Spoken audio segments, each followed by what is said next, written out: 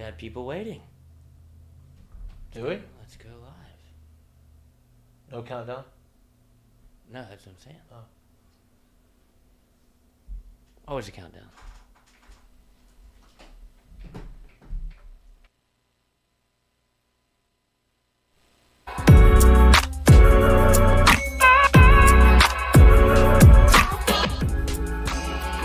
You mentioned Grant, played with him in the Cape. Is there anybody else, maybe somebody that was a freshman that's going in a sophomore like Grant, that LSU fans should keep an eye on next year? First meeting was like, yeah, we got the 6-year guys like Vittmeyer and Bianco. I'm like, oh, I'm a normal senior. and he goes, are you really? And I'm like, yeah. I'm like, I swear. And he goes, no. I don't even know this one. Do you know Hideki had a huge porn collection? He all just made that up. Nope. Google it. Google it. Google it. Google it. What did y'all give him this morning? He is off the racks over here. He asked me specifically for Vyvanse this morning. I didn't give it to him. I refused. Oh, look out. Mikey is hit and down he goes. Man. He is not happy at all. That is the second time that Mikie Mahtook has been hit in this game. But this Never forget it, bro. I had a 7 or 7:30 exam in the morning, so I'll walk outside. And I walked in I'm walking in my car, and I'm like, I could have sworn I parked right here. I'm like, what? Nah, maybe it's not here. I'm gonna go look around over here, bro. I walked like 3 parking spots, like in the direction I thought I probably parked. I'm like, fuck that! I know I'm parked right here. Kids still doing that. And out there playing for hours instead of just chilling on the video games is awesome to see. Chilling on the video games. Did you just age 55,000 years? Well, we Is call that them aging Fortnite thing? nerds. Yeah. Chilling on the Fortnite video nerds. games. I mean, chilling, like playing video games. That's the fucking way to gaming. say it, yes? You think an old man would say chilling on the video game? That's what you just said, yes. You think an old man would say chilling? On the video game? On the video games? Well, oh well. You're an old man. If you want, Well, I'm not a gamer. You're getting older. I mean, I guess Mikey.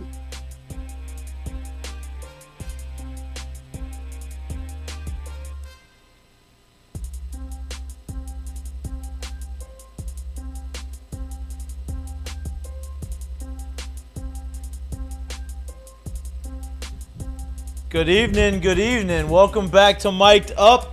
We are brought to you by Sterling Automotive. Today is Wednesday, November 2nd.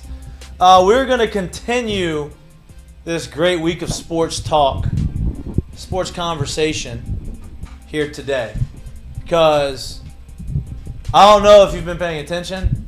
I don't know if you've been living on a rock. Oh, people are paying attention. Apparently, there's kind of a big game. A couple big games this weekend. Something might be going on this weekend. I think there's some things happening around South Louisiana and Baton Rouge, Louisiana. I think that there's something a brewing. If you like sports, it's a good week to tune in. And last night, college football playoff first round of their top 25 comes out, and they announced that LSU is. I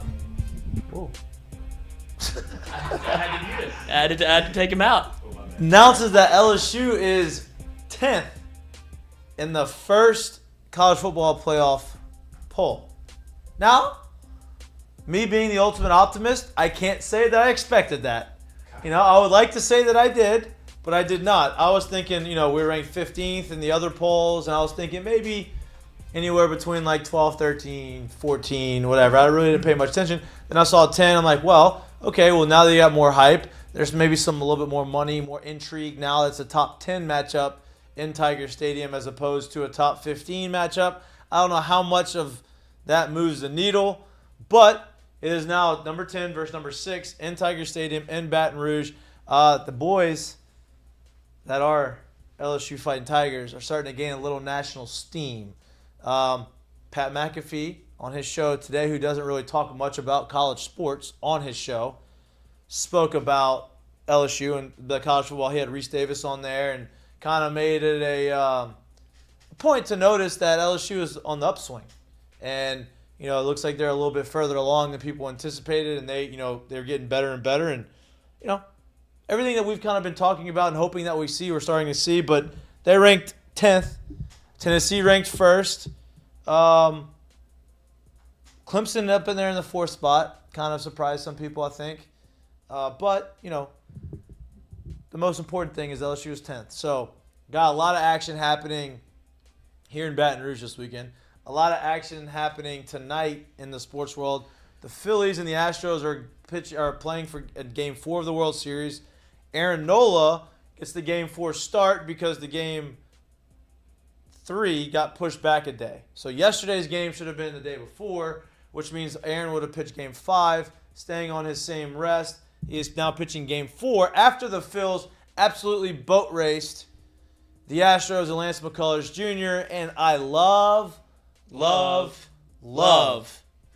to see the game within the game happening right before our eyes. And all of these media personalities and these, on-field guys who are very, very, very good at their job and understand that they can't make assumptions if they don't know the answer to it. They're trying to get it, really trying to pry and get answers from Bryce Harper and get answers from anybody that what did Bryce tell you? Well, Bryce isn't going to tell you what he told him, but I tell you what he told him. Hey, we got something on this guy. Come here. We figured it out. I saw it. I wanted to make sure that it was real. It was real. I hit the homer. You saw it. So now that I'm on deck, I hadn't had a time to relay this message to the entire team, but I'm back in the dugout. You're about to hit. Hey, boom. Come here. Okay. Hey, this is what they're doing. When he does this. No. See, you can't do that. You can't do that. When you talk about the game within the game, that's part of the game within the game. They're talking. There's a million. I'm not telling you what he's doing. I'm not telling you how he tipped it. No. There's a million cameras on him. You never saw any motion. Right. That's game within the game because he knows if I'm standing at the top step, doesn't matter if there's a camera somewhere. There's probably someone in that dugout that's looking in here too. So I'm gonna tell you exactly what he's doing, but you won't see any physical movement. And for him to understand that. And go take it to the plate and apply it. Boom, get the homer. That's the game within the game at the professional level. And I absolutely, unbelievable. Absolutely love it. Not cheating. That's part of the game. That's part of the game. If this guy is tipping his pitches and it's found out, everybody's going to know about it. It's up to this guy who is a professional and get paid a lot of money to get the other guys out to fix it. So, and I'll say this because this happened on the biggest of big stages that there could possibly be in baseball. It's also why you can call me a traditionalist, old school. I don't really think that's what it is. But if you want to call me that, go ahead, call me that. But that's why I loved and I hated that they brought the whole wrist system thing where they can punch the pitch in and that gets it to the pitcher. Listen. Put the signs down. If the dude on second, if somebody at third can figure out what your signs are, that's your fault. That's the game within the game. 100%. That's your fault. 1 million. Shouldn't be able to use some punch code on the freaking thing on your arm, and then that's when the pitch is. I don't like it. I don't like it. I don't like it. Hey, listen to me. I love to see it. I love to see just good baseball happening. Also love to see Bryce Harper. I mean, dude. Now, I wish we could show it. MLB is sticklers about their content, and we don't want to get in trouble, and we don't want to get flagged and taken down and mess the show up and do these whole things. But worked too hard to get to 1,000 subscribers, which continues to grow, by the way. I appreciate that. We almost at 3,000? Almost get at 3,000. Let me get you an official tally. Yeah, give me the tally. Let's see what we're pushing for here. Maybe we'll do a giveaway. We got a bunch of sweatshirts, and it's almost hoodie season. That's fellas. it. Almost hoodie season. Which means it's cuffing season. Which means that if you want to have one... There he is. Stay on task. Stay on task. To give away. Stay on task. We didn't even get past the Heineken headlights. Stay on task. Okay. What am I doing? YouTube stuff. YouTube stuff. Ugh. But anyway. How many subscribers? That's all I want. Yeah. But. Cuffing. But. What was I talking about? Subscribers. No, before that. Bryce Harper. Cuffing season. Bryce Harper. So, we can't get in trouble. I don't want to get in trouble showing the video. Oh, we could do this by Bama. What is it? What do you think it is? Do you want to guess? If it's, I think this is legitimately possible. 40 short. Damn, 30 short. Wow. Yeah. Even better. Yeah. We can do that. We can do that one 32. day. We need 32 more. We can do that one day. We'll get that happen. We'll make it happen. But especially if you got Chad Jones coming into the studio. No doubt. Or coming through a video call. Video call, 6:30. Chilling on the video call. He may be on time, maybe fashionably late, maybe early. Who knows? We'll see. It's on chat's time. That's okay, because you know why? We got all the time in the world. It's the beauty of digital media. Now, back to the Bryce Harper thing. And if I could show it, it would do it justice. It's not going to do it justice. I'm gonna try to do as much justice as I can by verbalizing it and telling you what I saw. Bryce Harper's having one of the greatest postseasons and like one of the best offensive postseasons in postseason history because he's been DHing. He got hurt earlier in the year. He's the DH for the postseason. He hit his sixth home run of the postseason last night, right? He got paid $300+ million to come to Philly, take him to the World Series, and win the World Series. They've invested a lot of money in him. Anybody can say what they want about Bryce Harper. He tries to win the game every single time he plays. He plays his ass off, and he plays extremely hard. With that said, he gets up to the plate last night, first inning, one guy on. And the call is so great because was it Smoltz? Yeah, I mean, he Smoltz literally calls it. He is talking, and Smoltz is so good at what he does, right? He's so good at talking the game and making you understand. He does talk the game very well. John Smoltz reminds me of Troy Aikman in the football world. Yeah. John Smoltz to me and Troy Aikman are the same person, just different sports, right? So he's going through and he's explaining. He's like, man, Bryce Harper hits breaking balls extremely well. Lance McCullers has thrown one fastball to left-handed batters in the entire postseason, which is mind-boggling, by the way. And so he's like, I wouldn't be surprised if Bryce Harper sat on this breaking ball and tried to hit one out of here. First pitch breaking ball, home run.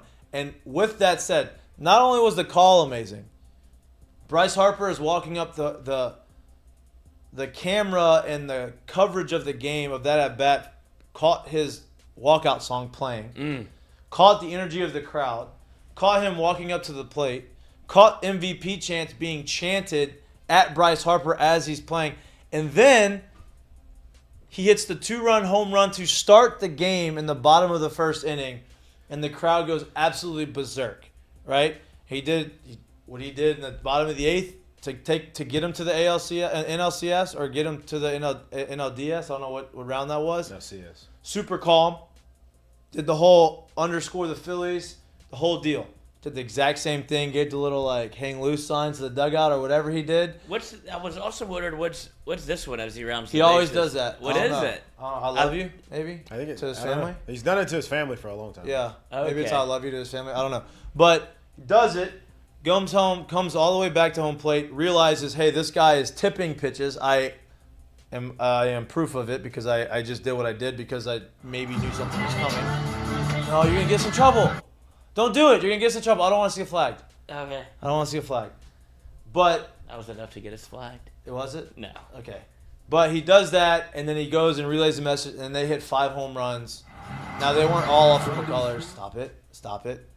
Enough of them were. Enough of them were, right? And so Aaron gets to start. All of this coming back to Aaron Nola gets to start today for Game 4. They have a chance to take complete control of the series and go 3-1. Hopefully. Stop it. Stop it. Get out of that. All right, sorry. Stop. I really don't want to get flagged. So I'm serious. I do have a real question for you. What do you think it is that he noticed? Because I saw, obviously, John Boyd does a great job on They Twitter. talked about his leg kick, right? Was it just that much of just that They smidge? talked about the leg kick, and I've seen the glove talk about it too. Yeah, so like usually there's some very obvious ones, and there's some guys who are very good at picking up the not so obvious ones, right? And a lot of them come with the glove. A lot of them maybe have the flare, like if you flare or a it. finger guy. God, this camera is making me really mad. It's very delayed. Wait, I can put something else up there. I got the Bryce I'll put my Harper hand video. to it. That's okay. Don't do that. Please don't do that. So usually when you're pitching and you look at your glove and like, okay, I'm digging for a breaking ball or not digging. If I don't dig, it's a fastball. Because a lot of guys don't have already a preset breaking ball. Right. And so then that's one of them. It's the widening of the glove To dig.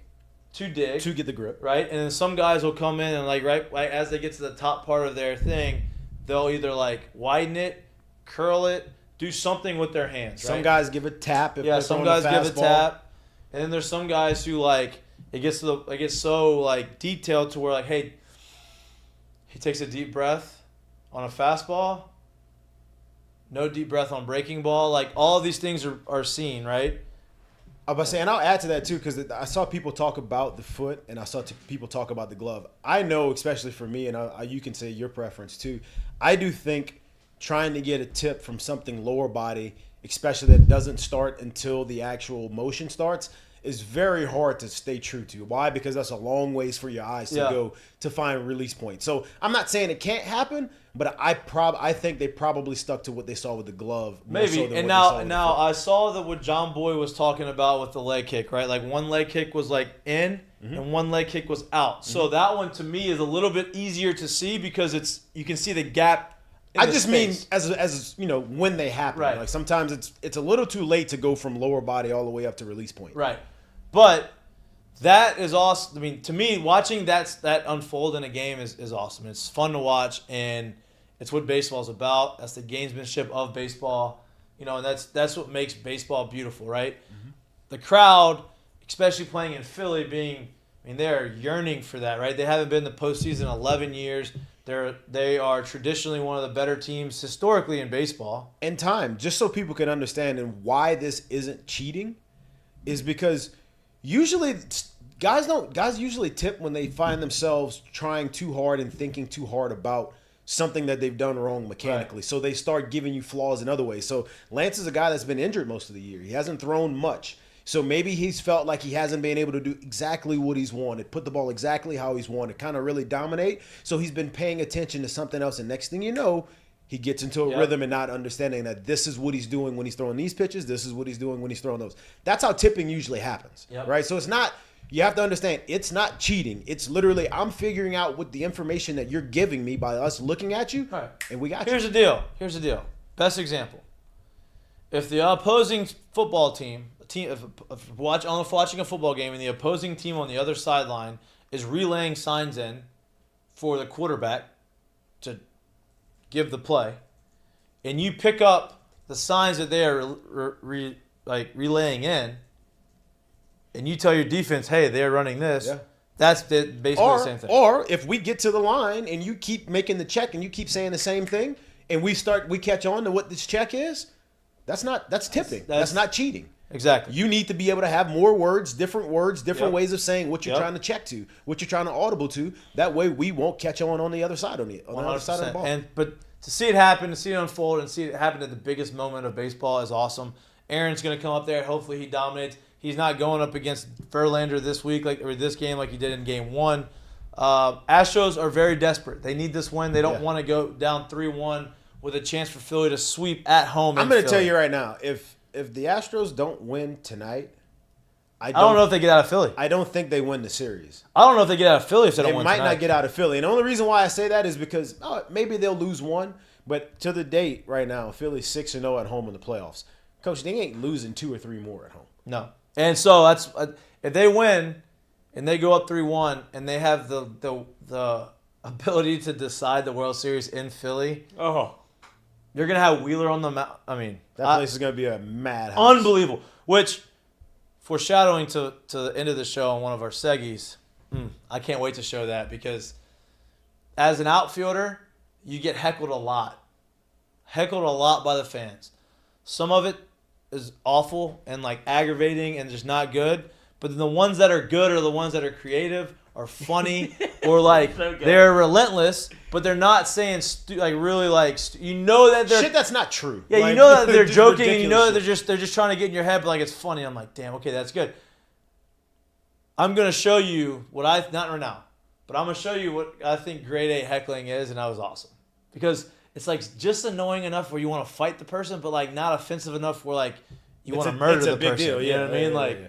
So we're gonna get into that. It's on the line of like I want to laugh, but it's also he's saying enough to where it's like fuck this dude. Well, He's saying like you want to fight him. Like it's just annoying enough that you want to look at him and be like, hey bro, shut the hell up. Yeah. But it's not enough to where you're like, hey bro, how about you step down here right now? Yeah, right. I'm tired of your mouth. Exactly. Like, let's fight. Exactly. And so I think it was perfect. That's what Philly's about. I mean, it was awesome. Baseball is alive and very well. So What's the World Series, Mikey? If we can't be alive right now, it's still football season, and people but it's there. It's happening. Philly is. What time does the game start? I'm assuming probably like 7. I don't know the exact time. We'll put it on the big. We'll put it on the big train. Philly's in full tilt. The Eagles are 7-0. The Phillies are about to win the World Series. They may have a Super Bowl winner and a World Series winner in the same year. I can't handle and that. And the 76ers aren't terrible. They're pretty good. So Philly's in a good spot. Was it Philly, the guy that ate? No, I think that was Cleveland, the guy that ate horse shit on the side of the road I don't during know. the parade. Like, Philly's in that same vein, though. Like, if you give them too much of a good thing, like after they beat Tom Brady in the Super Bowl, Philly and Baton Rouge, I would say, fan base wise, I don't think they're same. there's versions of them that are very similar. There's versions. We're the coon-ass, more southern. Right, but we have the same amount of passion. Yeah, I feel no like, doubt, for the no game. doubt, no doubt. And we just convey it in a different way. We're not like assholes to people, but sometimes some people are. But I'm excited. I'm excited to finish watching this World Series. I hopefully Aaron Nola goes out there and shoves it up their ass, and they win the game. And Are you not betting on your guy? yeah, I'm betting on him. I don't know the line. I haven't looked at it, I'll pull it up for you. but I am betting on it. If you want to bet on it, our friends at Caesar Sportsbook, please download the app and use our promo code MikeDupFull if you want to get a free, not free, risk-free. Free hoodie. $1,200, yeah. But we had a little talk, a nice little talk. We're going down the Heineken headlines, and that's basically about all the headlines we want to talk about. So I want to go back to the top, talk about what I think everybody in Louisiana really wants to talk about. What you think they want to talk about? The basketball season starts next week. Oh, on the 9th. Is that on the top of the list? Or what do you think they want to talk about? I think people are excited about the basketball team. I'm excited about the basketball team. I love basketball. The Pelicans are good. I love all of that. The Saints seem like they may have figured some things out a little bit. Big game this weekend. Huge Game this weekend. Large. Hopefully we get the injury report and our team is back alive. I don't know if it's going to happen. Well, you had the Hopefully injury they're report full. a week ago.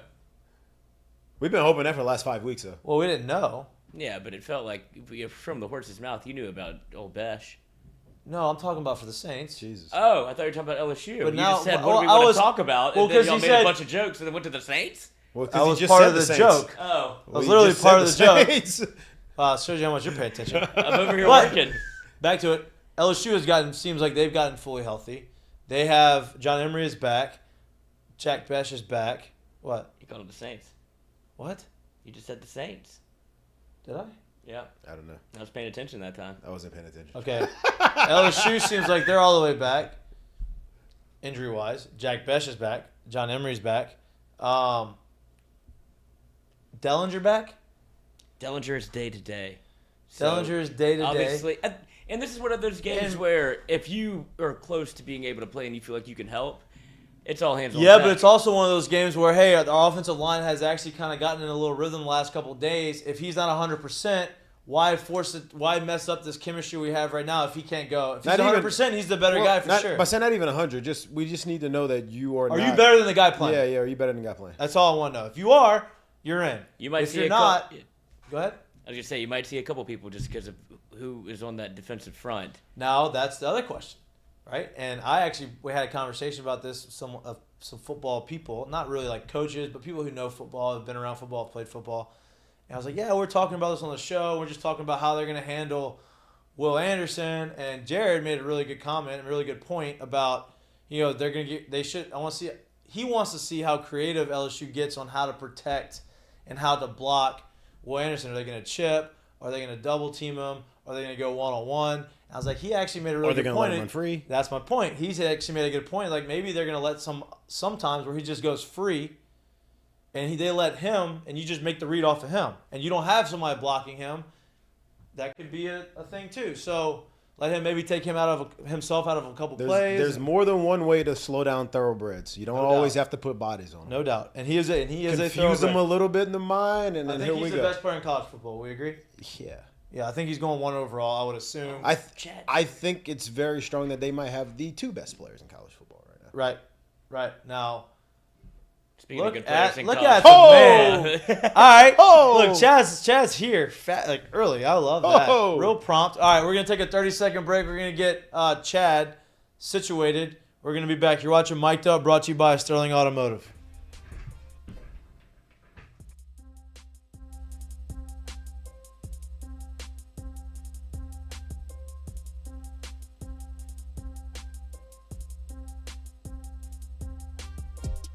Today's show is brought to you by Dos Equis. Here in Louisiana, we like to have a great time. If you're looking to be the life of the tailgate, check out Dos Equis mini kegs. Hold 16 beers, easy to tap, easy to pour, easy to chill. Check it out. Become a life of the party. You're welcome.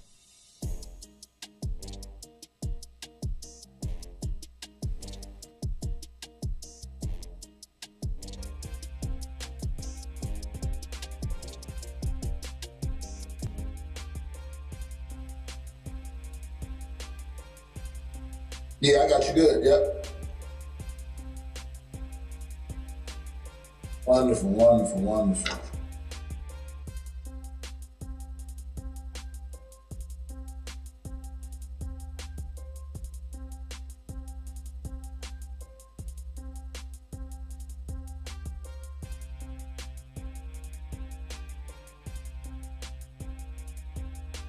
Welcome back to Mik'd Up. We are brought to you by Sterling Automotive. We just kind of went down the Heineken headlines, talked about what we want to talk about today, what we're going to see about this weekend, what's happening tonight in the sports world, what we like to see yesterday in the sports world. We also gave you a preview of our next guest, who is on deck, in the hole, in the dugout, whatever you want to call him, ready to go. This guy is a two-time national champion on the baseball field, national champion on the football field, third-round draft pick of the New York Football Giants, ninth-round draft pick of the Cincinnati Reds on the baseball diamond, terrorized hitters on the baseball field in Omaha in 2009, chest-bumping people coming off the dugout, also terrorized people by knocking their heads off in the end zone on the football field. Our friend of the show. stock block drill. Friend of the show. He also put Jared on his ass in the stock block drill and laughed right in his face. Yeah, you're a piece of shit for that. Our next guest, the Dreadlocks of Doom, Chad Jones, baby. I absolutely did, Jared. You laughed right in that man's face. Hey, man, I had to set the tone. It was the beginning of practice. I like that. And you were actually at one. It wasn't baseball season. If the celebration was a little boy celebration, I think that's what you would have done that too. Hey, I'll give you that one. You're lucky the drill ended at the end of the day. That's all I'm saying. Hey. I ended there. Yeah. Chad, hey, man, I thank you for coming on, bro. This weekend, obviously, I don't know if you've heard, but this weekend seems like a pretty big football weekend here in Baton Rouge, Louisiana. Your alma mater is playing Alabama. You were a superstar here at LSU, right? You're a superstar on the baseball field. You're a superstar on the football field. Some of your biggest moments came in this LSU-Alabama game, right? Recap some of your favorite moments. We know as fans and as teammates of yours or people that have watched you play, everybody's probably got their opinion of what their favorite moment of you is, maybe at LSU or against Alabama. What's one of your favorite moments from your time at LSU playing against Alabama? Well, been in 3 separate games. All of them equally were different, but no one can match up with that freshman year. Going into Alabama, first time Nick Saban playing against LSU in his new home territory. But great time in that atmosphere. Like I said, the crowd was alive. We came ready to roar as well. But yeah, had those 2 sacks in those games. The sack fumble too, right? Yes. Oh, yeah, on the back. Yeah, sack caused fumble to get us to go ahead. Jacob Hester put us on up late in that fourth quarter. Have you been keeping up? Have you been keeping up with LSU so far this year? I assume that you have. And the progress, the progress. Go ahead. Yeah, I mean, I've been checking out the games, just as a fan for sure, catching the highlights and but like I said, saw that first game, Florida State slowed us down, but seeing it chucking on up as the year's going on. That's what I want to talk to you about, right? Obviously, as the season's going on, being a fan now, but a former player and being somebody who's had a lot of impact in the LSU football world. What is something that you've seen through? We'll start on the defense, really. On the defensive side of the ball, the progress throughout the course of the season, how much better they have gotten, and the things that you like to see, the things that has impressed you the most. Well, that's the football that I've been accustomed to with watching LSU. Defense being able to always be there and stay strong to keep us in ball games, and just to be able to finish strong. I like to see that defensive back group somewhat coming together. And like I said, little young linebackers running sideline to sideline. You always like to see the young guys come on up to play. And, been looking at another number 3 on that field lately. He's been making some flash. Hey, looks good, huh? The transfer from Arkansas. Yeah. Ron Brooks. Hey, I'd take him too. Yeah. Greg Brooks. Hey, so all right, so well, I'm about to say, so seeing where they are right now, are they behind where you thought they would be? Are they right where you thought they would be? Or are they out in front of where you thought they would be at this point of the year, coming into year 1 of Bryce Harper? I'm just gonna be straightforward. We're ranked number 10 in the country, man. I would have never thought that we'd be where we are right now. I didn't like just coming off that first game. Not seeing what I'm normally used to seeing with LSU football. I didn't know that we were gonna be here as fast, but seeing as far as we've grown, and knowing how LSU does kind of start off the seasons. That we definitely finished. We're midway through. Close to that midway mark, so. They're looking great right now. Just wanting to see how that defense is going to pull through. Got a big time win against Ole Miss. So, like I said, a lot of things are kind of surprising me as of right now. Looking forward to it. Chad, you mentioned obviously we're trying to go down a little bit of memory lane here with Alabama. You mentioned obviously some of the good stuff. What I remember the most, and it's not because it was bad, it was because it was hilarious. It's the Patrick Peterson no-call interception where you're literally laying on the ground pointing at the turf. Bring me back to what you saw, because you're the only person that had that view. You're like the computer film. Nobody else got to see what you saw. All I saw was ball in hand, 2 feet down, and Pat Peen going out of bounds with a catch. Well, like I said, normally, like through the whole season, anytime they threw the ball to me and Patrick, we were on the same side. There was some type of problem for the offense. The throwing position, we were so locked in, ready for those last few plays that, I vividly saw this man catch the ball, look down, tap 2 in his feet as I'm just pointing to it, and I'm just looking at the ref in shock as he's just throwing a no catch. It's just a sad way to go on out. Because it was such a live experience and great game that year. So tell me, are you you've been in 3 of them, 2 of them at Alabama, 1 at LSU. Were you more a LSU Alabama on the road or LSU Alabama at home guy? Man, going to Alabama, you had to come prepared, no matter what, because your home fans weren't going to be there. You're stepping into an extremely hostile environment. So the preparation going into, Alabama Stadium, like I said, is just so much more intense. You're always being at home, you always can fall back on the crowd to get you cheered on up, get you riled up, but you got to come with your A game going into Alabama. So like I said, I'm really looking forward to seeing how this defense is going to be able to keep this young live quarterback under handle. That's what I want to get to too. I want to get to our quarterback, right? On the defensive side of the ball. Earlier in the season, everybody kind of was on Jaden Daniels a little bit about, he's running too quick. He's too quick to get out of the pocket. He's not being patient. He's not seeing his receivers. He doesn't throw his receivers open. All of those things that happen when you're a quarterback in the SEC at a high-level school, you get critiqued. As the season has progressed and as he's kind of gotten more comfortable with the offense, he has gotten a lot better at making those reads, staying in the pocket, being a complete quarterback, and using his legs when he absolutely has to, which I think makes him more dangerous.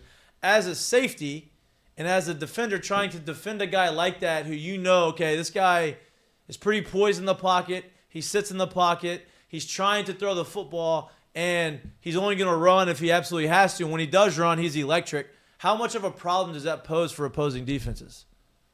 It's one of the most difficult things out there, to be able to have to justify the run and defend the pass at the same time, with these guys being as fast as they are, being able to stretch the field. It can be as difficult for any game as for Alabama this week. What more can you ask from our quarterback as of right now? He's putting us in position with number 10 in the country, being able to go into a hostile environment with Alabama, and also being able to having a talk, so possibly being able to compete to win this game. What more could you ask for him as of right now? I agree. I guess the more you can ask for is hopefully he wins. He can drive. He can bring them and drive them. Go ahead, bring us down home another dub. But go ahead. Guaranteed, but you just can't put this whole entire game on the quarterback. This game's going to come in all three forms of the game. Special teams has to be to the T. That's the only way we're truly going to be able to be in the game. We've got ourselves out of the game by some special teams L's, but like I said, that cannot even come close to happening this week for us to be able to be in the mix of this game. What do you see? I guess moving to the outside, right? Obviously, your quarterback is as good. He can be as good as he can be, but if you don't have anybody to throw the ball to, and you don't have somebody who can get open, that poses a huge issue, right? LSU's receiver room going into the season was supposed to be one of the most talented in the country, and I think they're starting to prove that.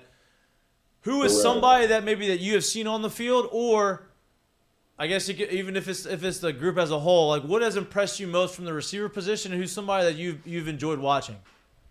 Well, I'm saying as a group as a whole, I've been seeing these guys, start off together, first it was very slow. Everybody was like, where were they? Where are they at? Then you saw these big flash plays.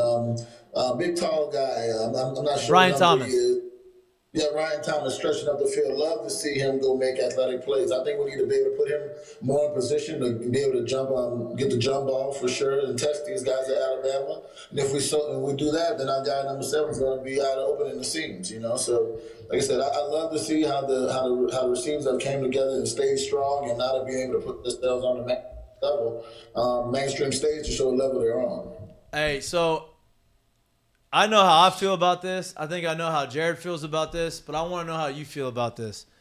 Hypothetically speaking, if you're playing at LSU and you had a guy who played with you for a couple years, became an All-American, transferred, had a lot of things to say about his team, right?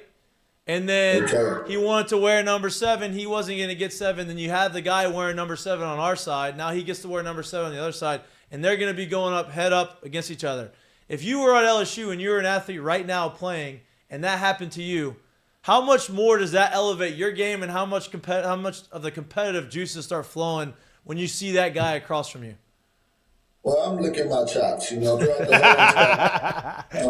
whole I'm prepared, I'm staying close by Jack and Marucci in the room, just getting ready for this pounding of the game, So should be a very hostile environment. Like I said, setting the tone, just like how we started off with Jared Mitchell.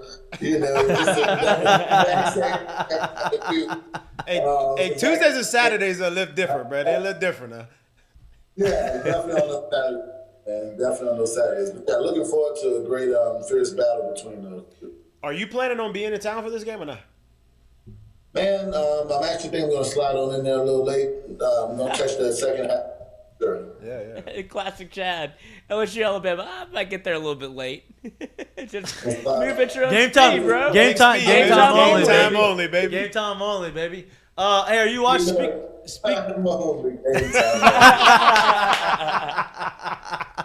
Hey, speaking of baseball, have you been keeping up with baseball? Have you been watching the World Series at all? Yeah, I got it turned on. Yeah, ready to rock and roll. Looking for these Astros to try to come back to this next game coming up real soon. But like I said, you got Nola on the mound, so fighting for him as well. So wait, so you on the Astro side of this thing right now? Well, I'm on the spectrum.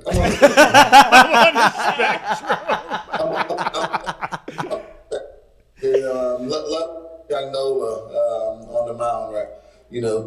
Dominate on a major level. It's amazing to see. It is good to see, and especially his brother, who you were a teammate with for a year at LSU. It was nice to see him get up in the big leagues and him almost make it to the World Series, but one of them had to. Obviously, Aaron did it. Chad, man, I appreciate. Hey, are you? Is he coming next week? Yeah, you tell me. Hey, are you coming next week? I'm thinking of popping out there later. What you been thinking about? Hey, what is there to think about? Let's go ahead and set that in stone. What is there to think about? It's truly nothing to think about. Let's go ahead and set that in stone. All right, I better see your ass out there. All right, fellas. That's your spot. That's your spot, right? Miami's like your second home. I'm down for it. Yeah, all right. Hey, bro, I love it. I appreciate you coming on, man. If you come in this weekend, hit us up. Hopefully I can see you at the game. If not, hopefully I'll see you next weekend. Guaranteed, fellas. love to be on. Reach out to me anytime. Yeah, bro. Appreciate you, big dog. Appreciate you, man. Whoa. Actually, hold on. Our producer, who's not working, wants to ask a question, I think. Hey, I got one for you, Chad. All right. I saw your son. I don't know how old he is, but I see he's the biggest player on the football field. monster. Take one back for a pick six. What year is the offer date, and who do I have to talk to at LSU to make sure this happens? Hey, like I said, he's right there in Baton Rouge. He's at Southern Lab. Like I said, he's ninth grade. Just had his first pick. Middle linebacker. Going to go old school linebackers. So looking forward. You're going to be hearing his name ringing around in Baton Rouge for sure. So I love that. Hopefully that'll be a nice long line. Yep, no doubt. Hey, bro. All right, man. Y'all take care. All right, bro. I forgot how funny that video is. Dude, it's so good. It was great. That is about as obvious as you can get. Like, Chad ain't got a reason to lie to and you. all you need is 1 foot in college. He You got he both. double tapped. Wow. Bad memories. Hopefully that doesn't happen again this week. You got a chance. Oh, you win that game. Like the way that game was, you win that game right there if that's overturned. But Dude, him talking about those two being on the same side of the field on the defense. hey, caused a lot of problems. We caused a lot of problems over there. It caused a lot of problems on the same side. Tell you what, I think that's when they say shut down a whole side of the field. That's shutting down a whole side of the Hey, field. they both had obviously, like Pat P's a corner, so and he's been a corner, he's still a corner, that's unbelievable. So you kind of pretty much knew ball skills were there, right? Like that's for him, if you know anything. Then about you got an outfielder. But then Chad also had rare ball skills for a safety. Unbelievable, and Not only to mention the size, not to mention his tackling. Yep. He had rare ball speed for a safety. So not ball speed, ball skills ball for a skills. safety. And you had Harry Coleman, who's gonna Oh no, break it your was- teeth. Yeah, that was the Punisher. God. He still looks like the Punisher now. Like he's still the Punisher. He hadn't changed. I hope he hears this right now too, because he knows what I'm talking about.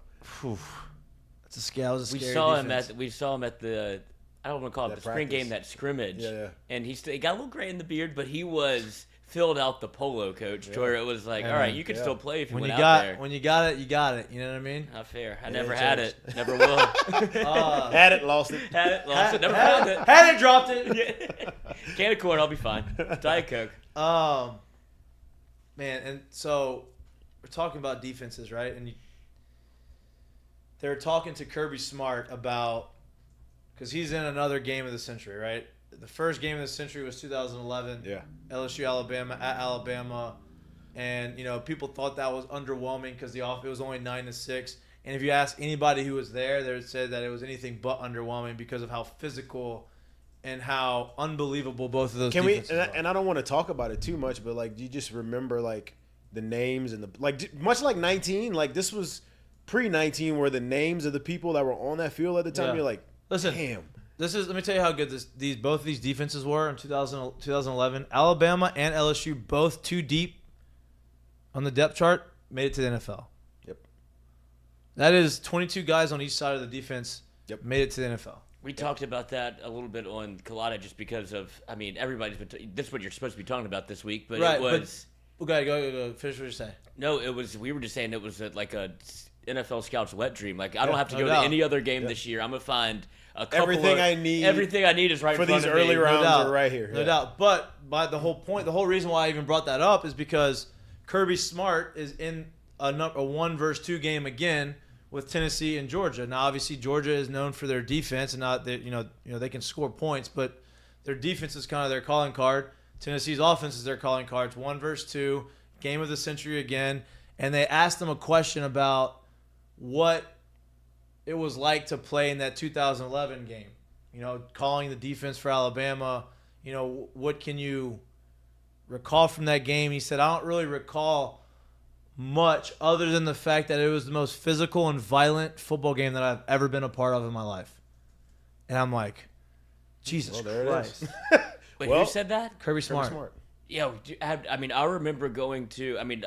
I got on a little bit of an addiction there with the LSU Alabama game. I don't know why it happened because we won the game of the century. So I went to Alabama for that game. LSU wins in 2010.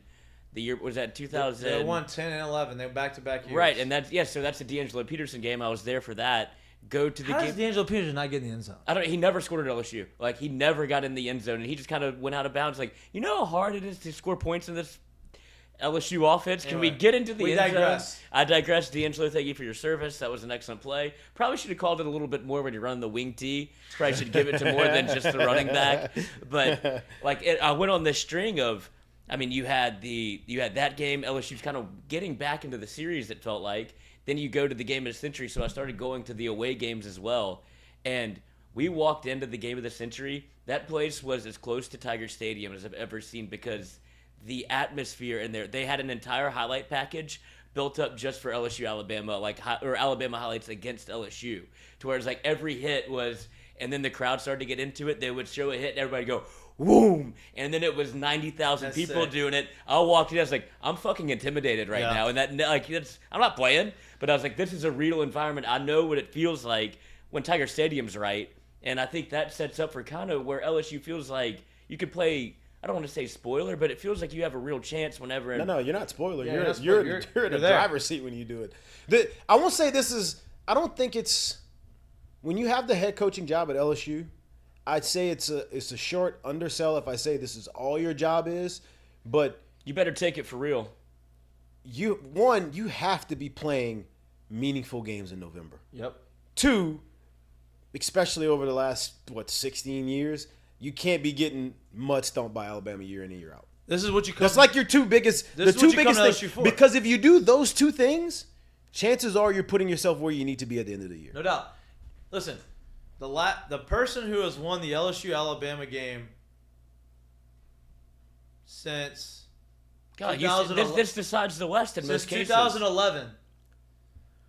The person who has won the LSU Alabama game, and in 2011 both of them made it to the championship, has made it to the national championship game. The winner of this game, now majority of the times it was Alabama, but a couple times it was LSU. They national championship 19, 11. Now they unfortunately had to play Alabama again. That didn't go well, but At all. that was the only team in the country that year that could beat us. At all. The only team, but Bro, I was at Fred's that whatever. Was it Iowa State, Oklahoma State, and Iowa State pulls off the upset? People are calling me like they don't know what I'm doing right now.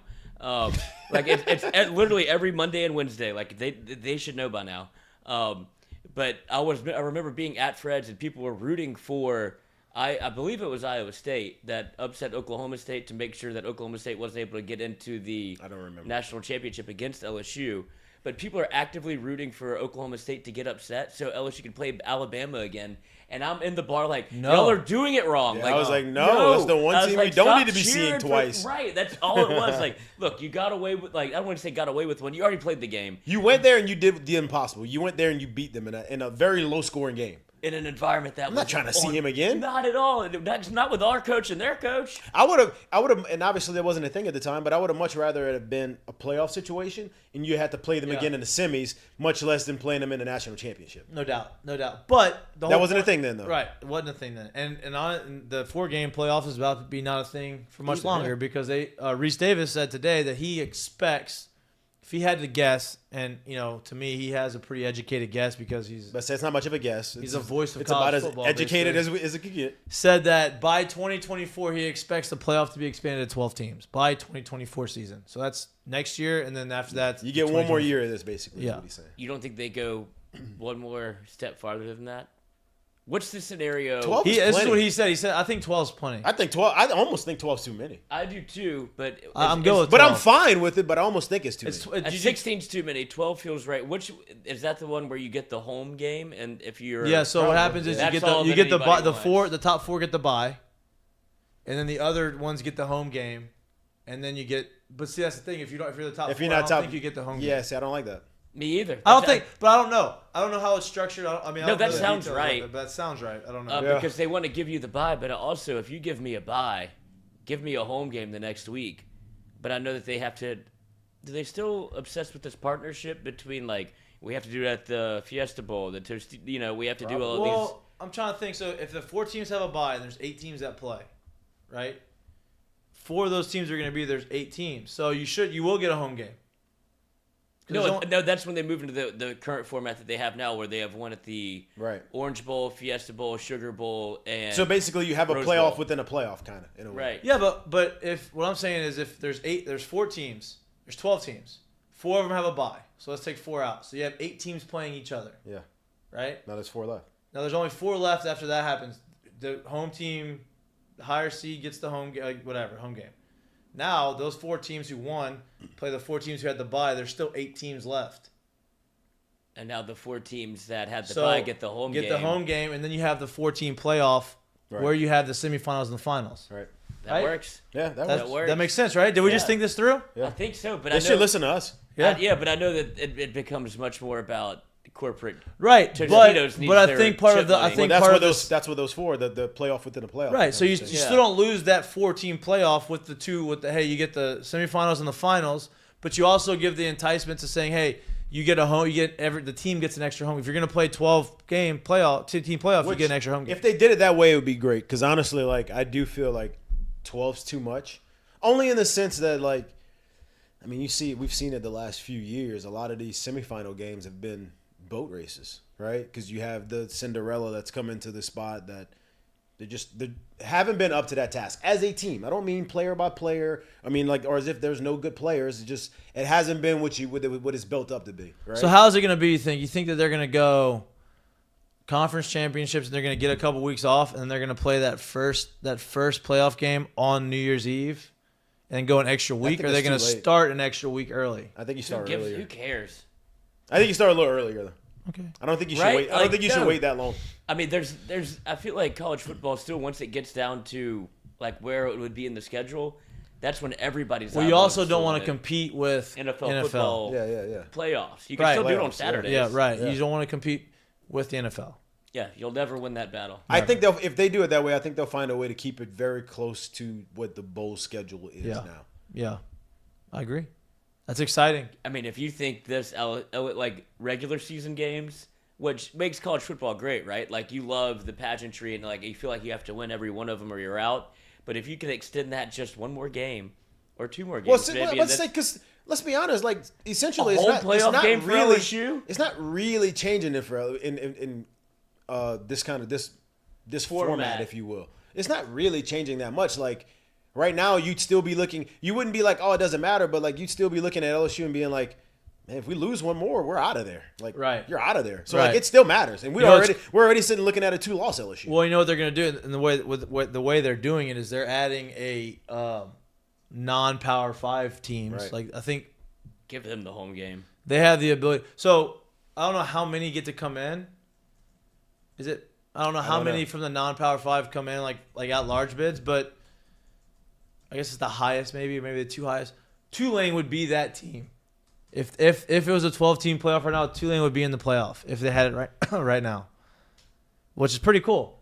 Yeah. For Tulane, they're ranked 19th in the first college football playoff poll. Did you see who's their head coach? I don't want to. We've interviewed him before. Don't ask me. But he has a mohawk, or he did whenever he played college football. He had a mohawk and the cowboy collar. It's like I trust that man with. It's their MCDC. Yeah, it's kind of just like that. But he was crowd surfing with his players, like in the locker room. Like he was on top of the lockers and stuff. They're like jump, jump, jump, and he was like fuck it. I think it's really Fritz. And then he jumped and went like backwards, and they just crowd surfed him the whole time. I was like, this man is probably 60 years old. It was him and Kramer both. And yeah.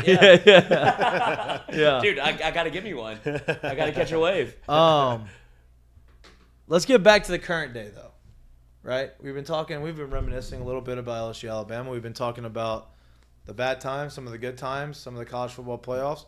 But right now, in our lifetime, right now, in this minute, we have to live in the present.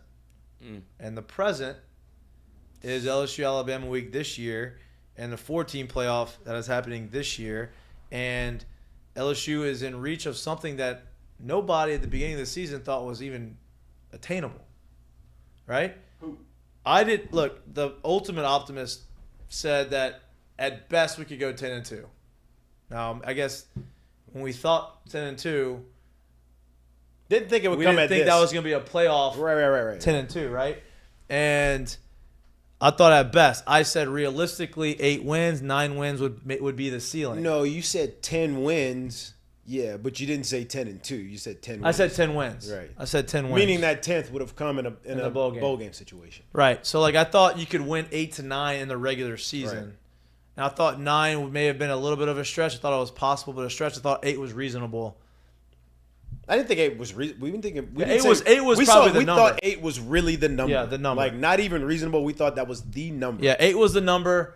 9 was possible. I thought 10 was a reach. 9 was a stretch. 10 regular 10 season. we were like, wow. 10 regular. I did not expect him to do that. Which is exactly kind of the track that we're on. Wow. Didn't expect him to do this. You know what I mean? Well, and even with that said, we've been here before. Like, I know you want to be in the present, but whenever you go through the LSU history of this with another regime, Les put all of his stock into LSU Alabama. And then after that, you could see the team fall off to where they lost to Arkansas the next week. And you're just like, this team isn't even good, but LSU is so checked out because you build this game up so much that once you lose, like, well, season's over. Well, we've talked about it. I like the fact that we actually I feel like we actually take advantage of the bye week now. Right? Yeah. You always feel like you're in a disadvantage playing against the Nick Saban team with 2 weeks to prepare. I think that Brian Kelly is a guy who can, I don't want to say the same coach, but like can match him as far as like schemes and understanding. He's actually how using to his time wisely. I'll just say to what you said, because I do think there is a lot of truth to that, and I don't think people, especially outside of the SEC, give it merit. Like, the LSU-Alabama game matters so much here because the implications that you've already brought up about what's happened to the eventual winner of that game since 11, like, whether you want to believe it or not, whether you think it's okay or not, the team, those kids, in a way kind of feel like season's over if you don't win that game. Like, that's usually what you build yourself up to, right? Hope. And because of how it's gone. And so, like, that's why I personally think there's been a lot to when you see underwhelming performances after, when you see maybe an underwhelming performance in a playoff game, in a bowl game after it. Because I think a lot of them say, bro, turn the page. Like, we here, but we just kind of going through the schedule now. Right, wrong, or indifferent, I think that's kind of the build-up and the letdown that a loss in this game kind of brings. No doubt. We talked about the line, the betting line. Yeah. Talked about how me and Lloyd became a sharp 2 weeks ago and took them at 17, I think. Not 17.5. I think I said 17.5 last show, but I think it was 17. I think I bought a half point. Well, okay. When You you just get that, when can't- you get it he at just 7, can't. He just can't when stay you away get it from at that. 17, why the fuck are you buying a half point? Because a lot of teams win by 17. Those are good football Well- numbers. So if you're well, able to get like, my point- damn, they lost by 17. How many times have you heard that? Covered by the hook. I feel like that's more of an NFL football number than it is college, though. Yeah, but this feels like My NFL football game. okay. Well, I see what you're doing, but I just don't understand what. Like, I just the can't- line got all the way down to Y'all 12 do and it a your half. way. I'll do it my That's way. fine. Yeah, No, Burger no, King. no. Have it Whatever your way. works. We'll tally it up at the end of the year because I Whatever feel works. very confident about who. Okay, is you're gonna winning keep the pick 'em. tallies, huh? Yeah, we'll Okay. go through have to get your account. You know what we should do? We should put a whiteboard behind you and have our records head to head. That's easy. I know. That we can do. The line got down to 12 and a half. We thought, okay, maybe it's going to go down a little bit, maybe down a little bit more. It's probably hover there. It's back up to 13 and a half. It's gonna if you haven't gambled on it yet, It's going to hover. if you're at 13.5, buy it up to 14. It ain't I getting would back. say, It ain't getting back to 17. Yeah, it's not getting back up there, but I think it's going to either settle. I think it's going to settle right here. I'm trying to find. Wait, hold on. I want to find the actual game so I can tell you where the money. Tell you what, if you got Georgia at 12 and a half when it opened, at minus 12 and a half, that was unbelievable. You mean The line opened Georgia favored by 12 and a half against Tennessee.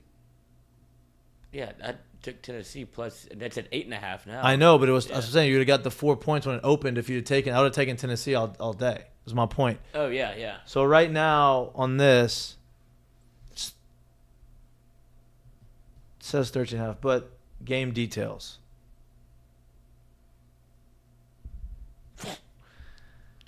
Dude, there's Percent- gonna be action everywhere. Percent of the bets at the current line of 12 and a half is 69% of the bets are being placed on LSU. 65% of the money is being placed on LSU. Wow. That's a lot So- of points, coach. I got him at 17. If there's 17, I think it'd be more. Is there any part of your heart that wants to go? No. It's not. It didn't get low enough for me to get you're talking about middling it? No. I was talking about the closer we get to this thing, the more excited I'm gonna get. That's kind of what that's my next. That was my next. Gonna go money line with Tennessee. Look, I'm good with it. If throw a little sprinkle, I'm not gonna bet a ton of money on it, but that was my next question. Parlay. That was my next question. As the game, because this game makes it so fun to talk about because you have 2 weeks before you play each other. So you have 2 weeks of build up, and that last week had some big games, but like nothing really like meaningful kind of. I mean, they had some, but like nothing like crazy. And then you get to this game, and you have all this confidence going into the week, and then as the week gets closer and closer, what's your confidence level? What's your take? What's your feel on the game? Are you less confident, more confident as the week gets closer to Saturday? I've become I'm going through the exact same thing that I always do, where I woke up yesterday going, I could see how this could become, like, the avenue for Alabama to win is very obvious. Like, I do believe in Jaden Daniels. I do believe in what we've seen, but whenever there's still old parts of my heart that are scarred from the bye week. I don't think people are complete sold. Like, Jaden Daniels has been playing very well, and he's getting some more hype, and you can see the progression, but I don't think people are sold on him. Enough people are sold on him yet, right? Right. Yeah, I would think that would be because if it doesn't go LSU's way, that's going to be the first way the finger is pointed, and then shortly after that will be Brian Kelly because of his record in big games, and this is the biggest game he's ever coached in aside from a national championship.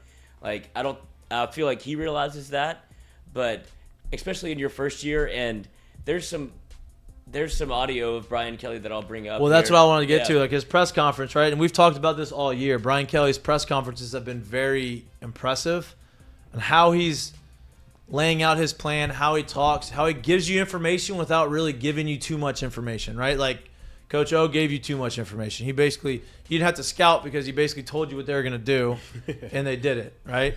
Brian Kelly talks about the process and what they're trying to do and what his process for the team is and how they're getting there.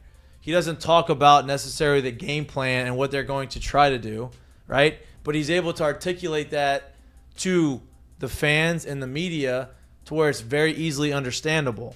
And we've talked about that all year, how impressive he's been. So I want to get through some of his quotes that he had this is the one that throughout the course of his press conference. And obviously you have the video clips. Yes. Which is better, gives you a better touch. And here it is. This is it. So to set it up a little bit, this was him talking about recruiting Louisiana because obviously Nick Saban has been able to get in here. And Lloyd thought he couldn't do that. Hey, the man has found some Louisiana talents to let some get away, but I mean, you can't let them go to Tennessee. You can't let them go to Texas. I get it if they go to Alabama. Yeah, they're sitting on the bench at Alabama right now. Ooh. Oh, they are, but they would be sitting the bench here too. Or were they? You don't know. But give me the clip. But no, what it leads into, it's not about that. What it leads into is actually him talking about his plan for coaching at Louisiana State, and it's not all about recruiting. Why did you say Louisiana State there? Did he say that? Yeah, probably. Okay. And I think I was filibustering to make sure I had time. Here we go. It gave you but just smooth 0.0 seconds. Can we pump the volume up a little bit?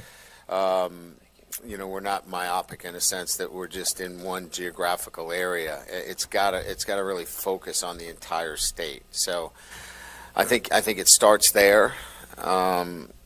I think identification of 25s and 26s and making sure that we know all the players in this state and have done a really good job of identifying everybody in the state of Louisiana. So, look, this adage of locking down the borders it's like being a lockdown corner, There are no lockdown corners, okay?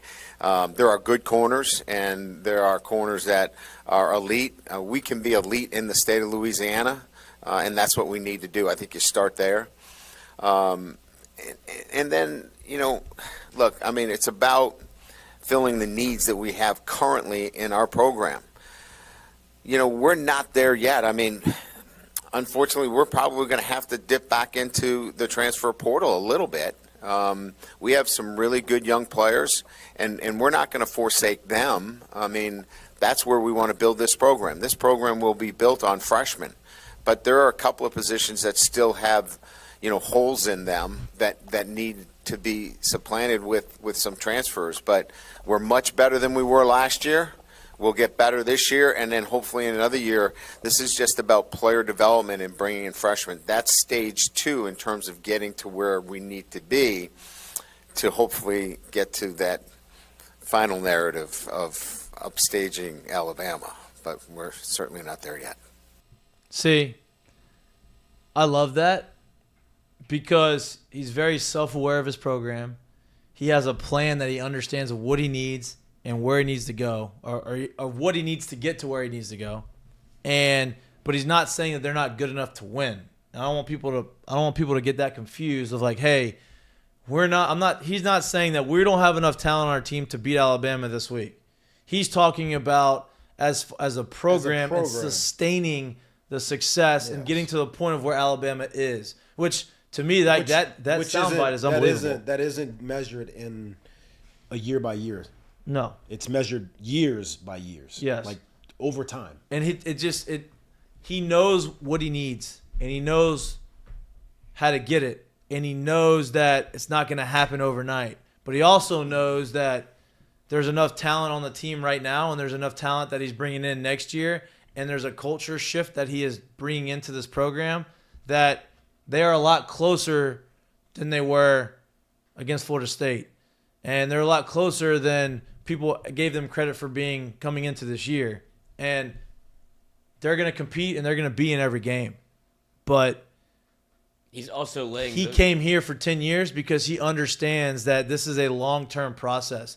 And, yeah, they're going to be successful, and they're going to win games. But to get to the point where this thing is sustainable, it's going to take a few years. And that's good, right? Like, he's saying, hey, next year we're going to be in a really good position. The year after that, watch out. If I do it the way that I think it's going to trend, and especially, like you said, recruiting, feels like I was wrong a little bit with how they were able to. They did do it nationally. I won't give that That's part fine. up. No, they did. That's fine. You have to recruit nationally a little bit. Well, yeah, because they had more of a plan than I thought. Sorry, I'm jaded. All right, am I feeling bad? But that was, and I'm not making fun of you, but I'm saying like that was my biggest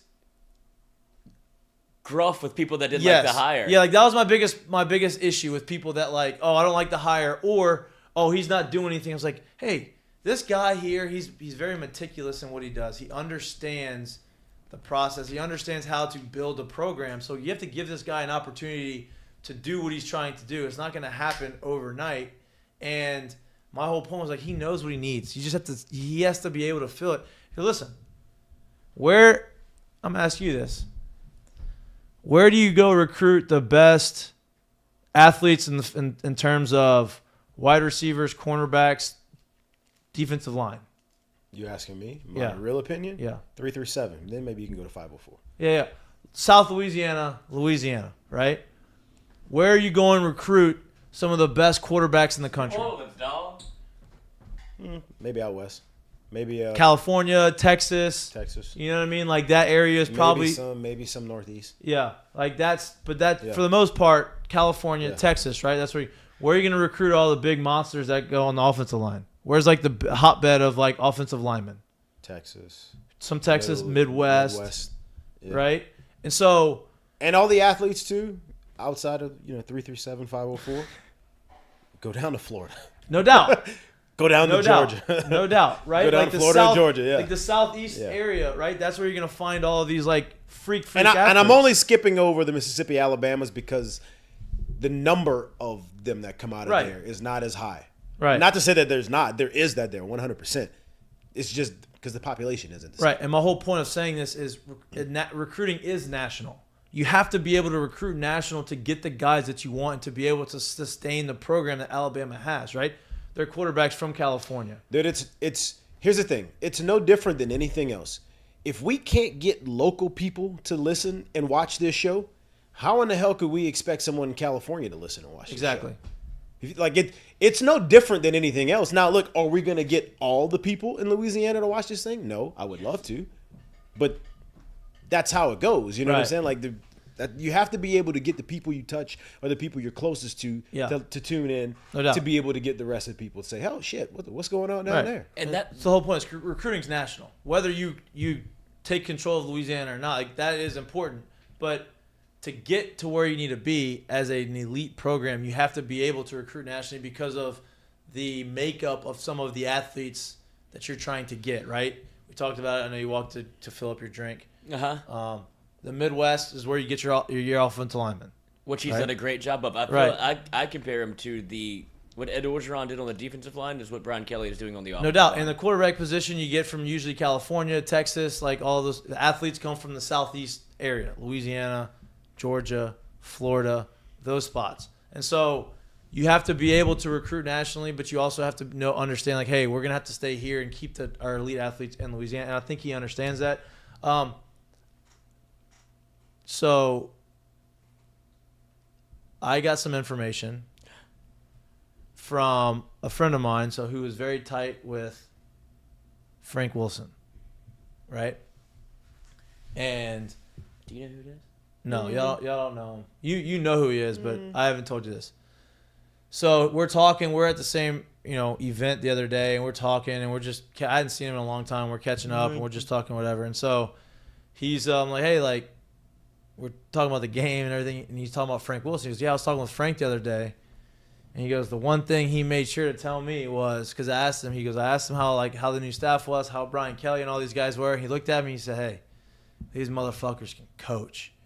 And, like, coming from Frank Wilson, telling that to this guy who's not just going to blow smoke up my ass, he has no reason to tell me that unless it actually happened, is, like, this guy's been around different staffs. He understands the culture of Louisiana. And to hear him say that gives me a lot of confidence. It's stuff that we already knew. I'm glad you're saying this because I've been holding this for a couple minutes, and I was wondering if it was going to be able to stay relevant in this conversation or if it was just going to slip. But, like, I would love to know, and I don't think he would. I don't know that you would get the real answer out of him if this was asked in the public. I would love to know where this team is today from Brian Kelly and his thoughts. Like, are they right on track to where he thought they would be? Right. Are they behind where he thought they would be? Or are they ahead of where he thought they would be? I don't think you would ever get the real answer from him, and I respect that from him. But I would love to know what his real thoughts on that were. Yeah, no doubt. But that just gives me a lot. It just makes me feel good to see, like, damn. Because if you watch that first game, right, like, we're sitting there watching guys that they played Florida State, they hadn't really caught on to the message. We saw dudes playing hard, which is always a good thing, but they hadn't really caught on to the message. Right. Then it kind of seemed like, oh, hey, they're catching on. And then Tennessee comes along, and you get mud Smacked stomped in the mouth. Right. So, okay, now the message we've literally been trying to tell you, now you see. Yeah. This is what happens when you play a team that's really, really good. Now you see. And then the weeks after that, you've seen what looks like a completely different ball club, right? So I would love to know if in his mind he thinks like... But you'll never get it. No, you'll never get it. If he thinks like, this is where we should have been from the start. I believe that we could have been doing this, we're behind. Or this is about where I thought we would be because I knew the message wouldn't catch on. Or if he thinks we should be so much further ahead, I think we're behind right now. I would love to know, but you won't know. But I would love to know. What other you watched all the clips, right? Well, and that's what I was about to get to. It was I have one set up for what we were talking about when LSU Alabama recruiting and who's going to be at the game for LSU and like the visitors list that LSU is bringing Alabama in. just got a big quarterback commitment today. Yeah, but he's a class of 2024, so Yeah, he it still doesn't matter. still I'm have just saying. time. But people were freaking out about it because LSU was supposed to be like Who was his it? favorite. Guy from California? Yeah, he's a Trevor Lawrence lookalike. Yeah, it was LSU, Georgia, Alabama in the final three. He went to Alabama. But it felt like Alabama came in late, and LSU had put in a ton of work on this cat. I think he's the number 2 quarterback in the country for 2024. So LSU fans were expecting a commitment, don't get one. But to my larger points, for the class of 2023, you just have Desmond Ricks reclassify. He's supposed to be a junior this year. He was he's going back to the class he's supposed to be in. And he's the number 1 corner in the country. He's old for his class? Yes, and then he's probably really like, give me to college. Like, I can play at that level. LSU needs corners, and the way that Brian Kelly set up, I guess, a little bit of the significance of Alabama and playing them in November is what I wanted to get to because you have recruits there, you got early signing period, and LSU, if they're able to, I don't want to say win, but if you're able to look competent And had the atmosphere. Right. And then If you're in the game all game and it's a close game, the atmosphere is going to be electric, and that's what you want. That's all you want. So here he is. I don't mean to cut you off. No worries. At your schedule in the SEC, when you have Alabama on your schedule in November, this could be one of those where you check the box if you're not playing well, or it could have huge significance. And I think in this instance, it certainly has much more significance than maybe it did last year. Where they weren't in the race. So I think you always want Alabama in November because both teams traditionally have been pretty good. Makes a lot of sense. That's what I'm saying. We have one more with them on. Sounds a lot like what we've said here today. Yeah, right. He might be. I don't think he's listening, but he might be a listener. Either he's a listener or we're not that far off from, Because this is the first our time I've conversation. been listening to these press conferences after I had to cut him up, and he has one more on the challenge of Alabama, like where the team is. Or let me get the exact way I want to say this. Yeah, challenge of Alabama, and here it is, and how the team has kind of evolved and what they are today. Wants to forfeit. I don't think that's in Nick's plans. We have no choice unless Alabama wants to forfeit. I don't think that's in Nick's plans. Nick? Yeah, I mean, look, I think that this team, understands the challenges, but welcomes them at the same time. It fights. This group fights and welcomes it. And I think more than anything else, they're fighting for something and not fighting against something. And that's a big change from where they were. And so I think they're excited about it. And they're excited about the challenge. They know it's a challenge, but just sensing them last week, they're excited about the challenge. Boys. Tell you what, I can't wait for. Also, I have a little beef going on. And I'm not saying this because it has nothing to do with this quote, really. Because all that quote did was get me real hyped up for this weekend. Like, it just makes me very Doesn't sound happy. defeated. It just makes me very happy that he's our head coach. But remember in 2019, we had these really cool videos, and you get super jacked up about the videos and the good music and all the stuff that's going on. May have one dropping on the old Mik'd Up account this week. Maybe, but here's my thing: is the videos that LSU has been putting out this year, and I'm not good at this kind of stuff. I'm not creative. I don't have that capability of cutting up a clip and like making it seem cool and like all this stuff. But I know what I like, and I just feel like these videos, these hype videos, have left a lot to be desired. I'm wondering if this is all on. Yeah, with the elite neighbors and Jaden Wait, Daniels. wait. Yeah. No, wait. I'm wondering if that has a lot more to do with the creator or creators of the videos, or if that's coming from direction from the front office staff. Yeah, maybe. I don't know. Saying that I know this is a thing. You guys put these out. This is a thing. This is what we want these to look like. I'm wondering if that's kind of where they're thinking. Because it's so far from what we've seen here that you would only expect, even as like videographers move on and go to different places, that the next one would kind of take the mold of somewhat the same. I'm not saying they're all bad. No, it's not about bad. They're just very far from what you've seen here in the past, in the recent history. Well, and the ones from 19 were the best. Yeah, absolutely. Well, that's what happens when you have the best team maybe of all time. But 2020 and 2021 had so many When do they drop them games, usually? Thursday evening. Speaking of Thursday, Thursday, they come out Thursday. We got invited to Thursday. Thursday with the G-string and the crew. You know how they do that shit on Thursday? Yeah, you mean George? I mean Greg. Because people, they just heard that and be like, G-string. Huh? Well, I don't want to say his name. You know what I mean? Yeah. If you don't, if you're listening, if you're anybody who's ever paid attention to LSU knows who G-string is. Yeah. Except I would think so. unless you're Robin Burrow, who got. This is when Collado was working for. When I hear G-string, I automatically think of him before I even think of anything else. Yeah. Yeah. But that's what happened. Collado dropped he was trying to get them a jersey or something for the Burrow family, and Robin Burrow was on the call. And this is on like terrestrial radio where you really can't say anything uncouth.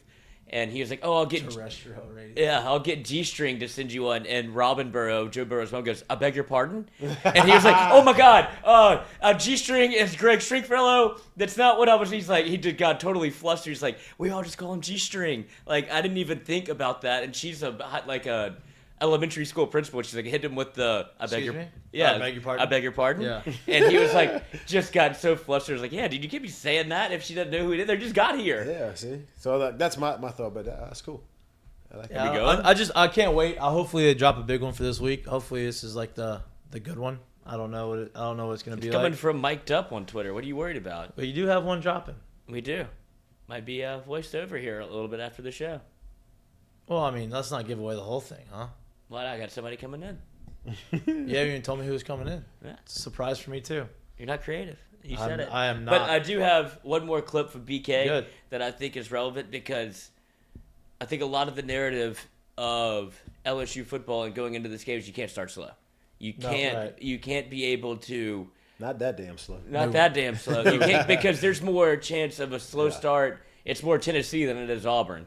Like you're not allowed to really get behind because now Alabama gets to dictate the pace, Right.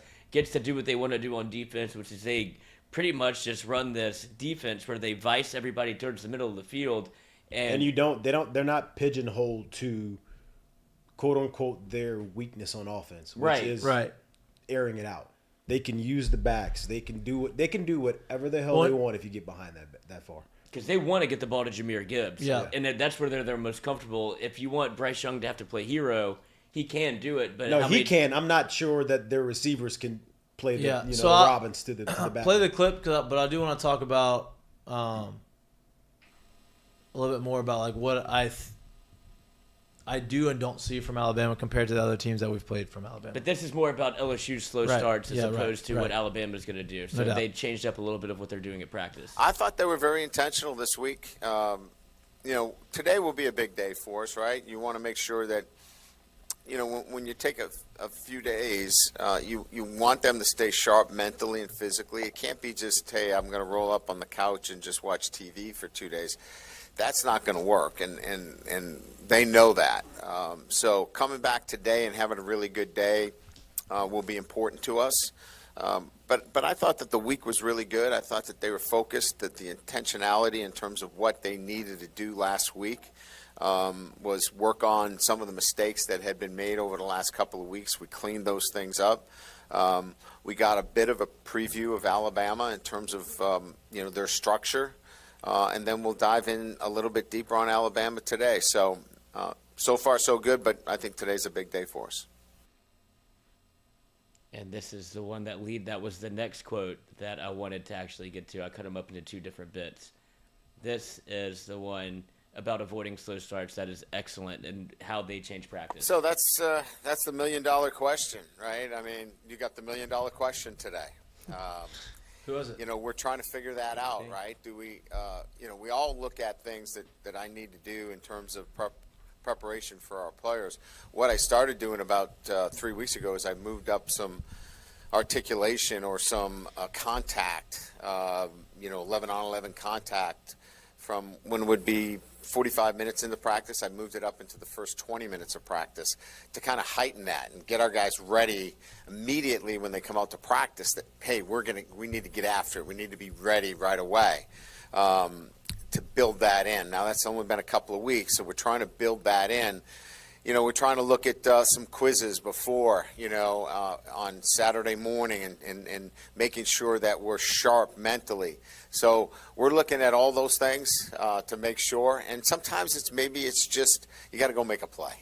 Let's make that catch. Let's make that play and get off to a good start. Okay, so I know people are going to laugh about that comment that he just made about quizzes and about getting the mind. I firmly believe that that's a real thing. Well, let me just tell you, because I've obviously gone through a lot of this stuff.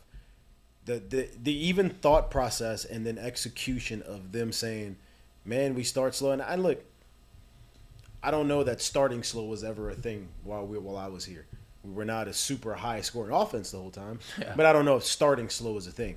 But to have the thought process and the adjustability and the accountability to say, man, I realize this is something we're doing. I know this is how I like my practices. This is what I've done. This is how I do my practices. But maybe we should do this and we should change it up this way.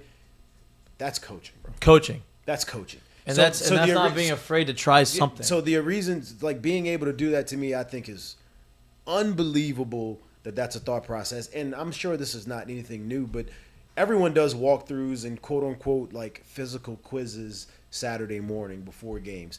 I'm sure he's not cutting those out.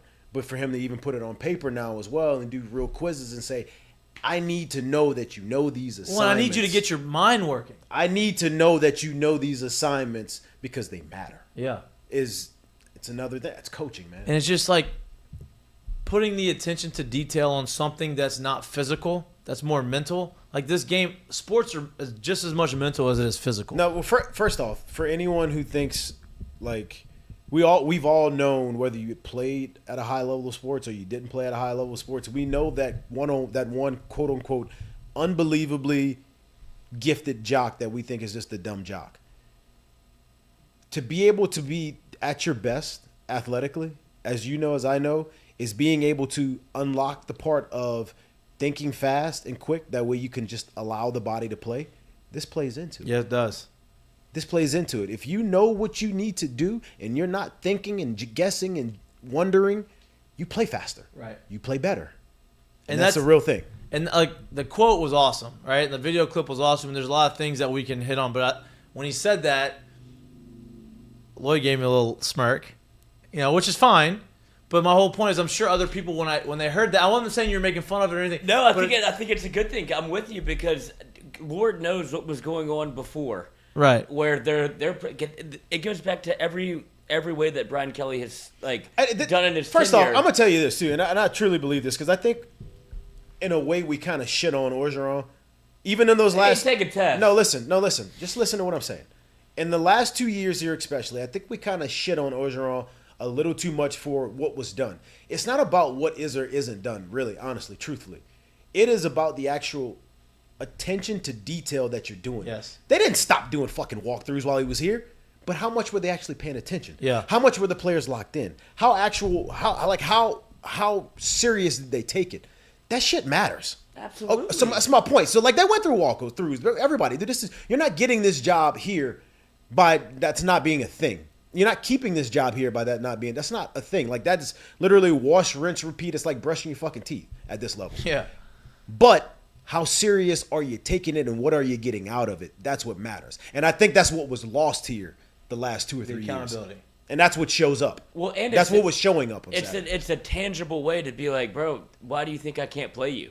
Like, if you're not paying attention during a walkthrough, if I give you a test, this is what happens when this is what good football teams do. If I put you on the field without I just assume he was paying attention.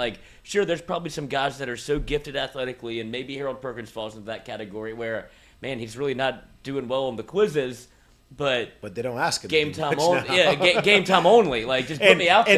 And then when they found a team who phased him out of the game, they found a way to phase him back in the game. So no one else can do it. Yep. So that's coaching. But I think it's important for them to have had installed this because it shows look, everything we're doing is he used the word intentional all the time.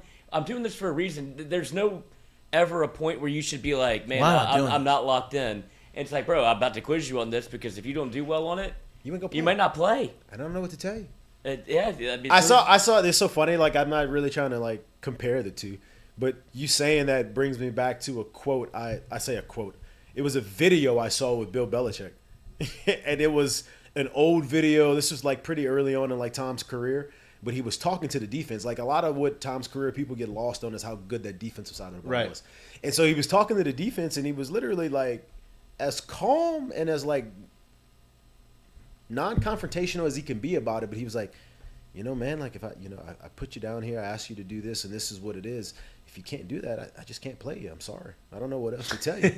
Right. I'm just asking you to do that. But if you can't do that, I just can't play you. I'm asking you, shit matters, man. I'm asking you to do a simple task. If you can't do the simple task, then I'm not going to play you. I can't trust you. And we used to we make fun of Maneri all the time, right? And in good jest. We're not actually making fun of him because we understand it works. Because the people that did that shit to the extreme matters, they ended up getting really good ball clubs because the shit matters. Right.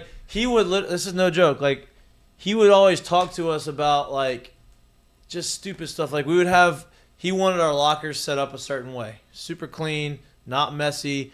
Our shower shoes pointing in one direction. All of these things. Oh yeah. And if they were not, he would get pissed off and he'd make this huge deal about it at practice, and we'd have to run or do whatever.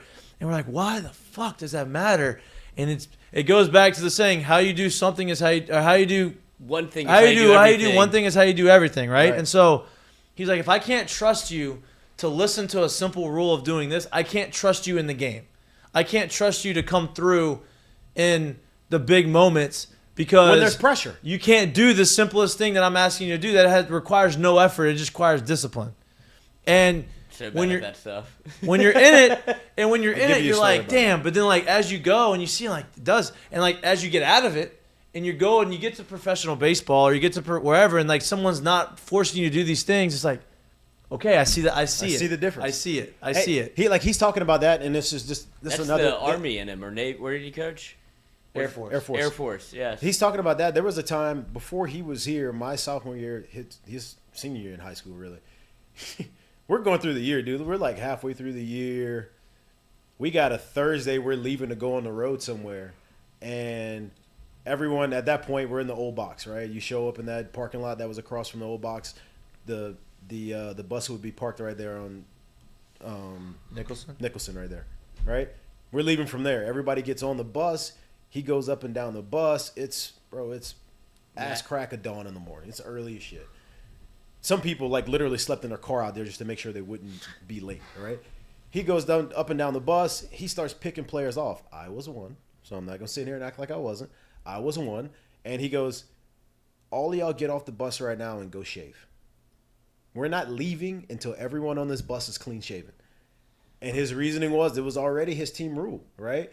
But his reasoning was, if I can't get you to do this when I ask you to do this, how in the hell, when there's 10,000 screaming at you, an umpire calling bullshit behind the plate, and a guy trying to get you out, can I trust you to do what you're supposed to do in those times?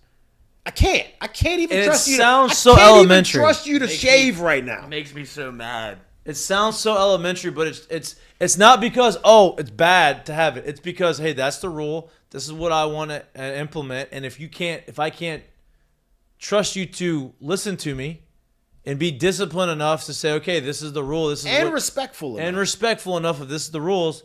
I can't trust you on the field. And like, it makes sense. And that's basically what Brian Kelly is talking about, right? Like, if I can't trust you to do the little things, I can't trust you in the big games. And it just makes a lot of sense. I would push back that the more that there's some people that are wild horses out there, the more you try to tame them, the more they're going to be. It's not about that. Here's what you're missing on this. Whatever it is that you're asking out of people, the consistency of how they do it is what matters. Yeah. So if I told you that, hey, you can have long hair, you can have mustache, you can have this, but it just can't be this kind of way, and you show up with it that kind of way, you're blatantly defiant. You're blatantly doing what we asked you not to do, and you can't do it. If I ask you to be which is your personality. Yeah, if I'm good enough. That's not a personality thing. Truthful. I'm just being honest. I think it's a personality disorder. That might be true. I can't help it. We all have those like, I just want to do it because I'm not supposed to do it. It doesn't work when you're trying to win. Right. With and it's just people. It's like, hey, if I have a rule and you're not listening to the rule, then that's an example that's something like that's the cohesiveness of the team. Yeah. And I get it. And that's why I remember the football team the year we won it in football. It was the running joke on the team that it was Thursday night. Les would get up there. It's like Thursday night. Order you a pizza, stay in, call your girlfriend or whoever over, and that'll be the end of the night. Kiss her on the mouth. See ya. If you're a girl. Bro, it used to be a team meeting because we all knew that like that was our one night to go out that week. Practice ain't gonna be hard tomorrow. Show up. Hey, yeah. That pizza, it's not happening tonight. Right. Like we all knew. Right. So like we did it as a team, but it wasn't like if it was just one guy doing it, if it was just two guys doing it, it'd be a problem. But we did it as a team. You know what I mean? Like that's those type of things matter. And it's not about, you can't have facial, or you can't do this, or you can't do that. It's more about, hey, this is what I want you to do for the team. And if you don't do it, this is our rules, this is our set of rules, this is what I want everybody to do together. Yeah. Now, some coaches have, okay, I don't care about the facial hair. I don't care about the long hair. I don't care about this. And that's not their rule. So it's fine.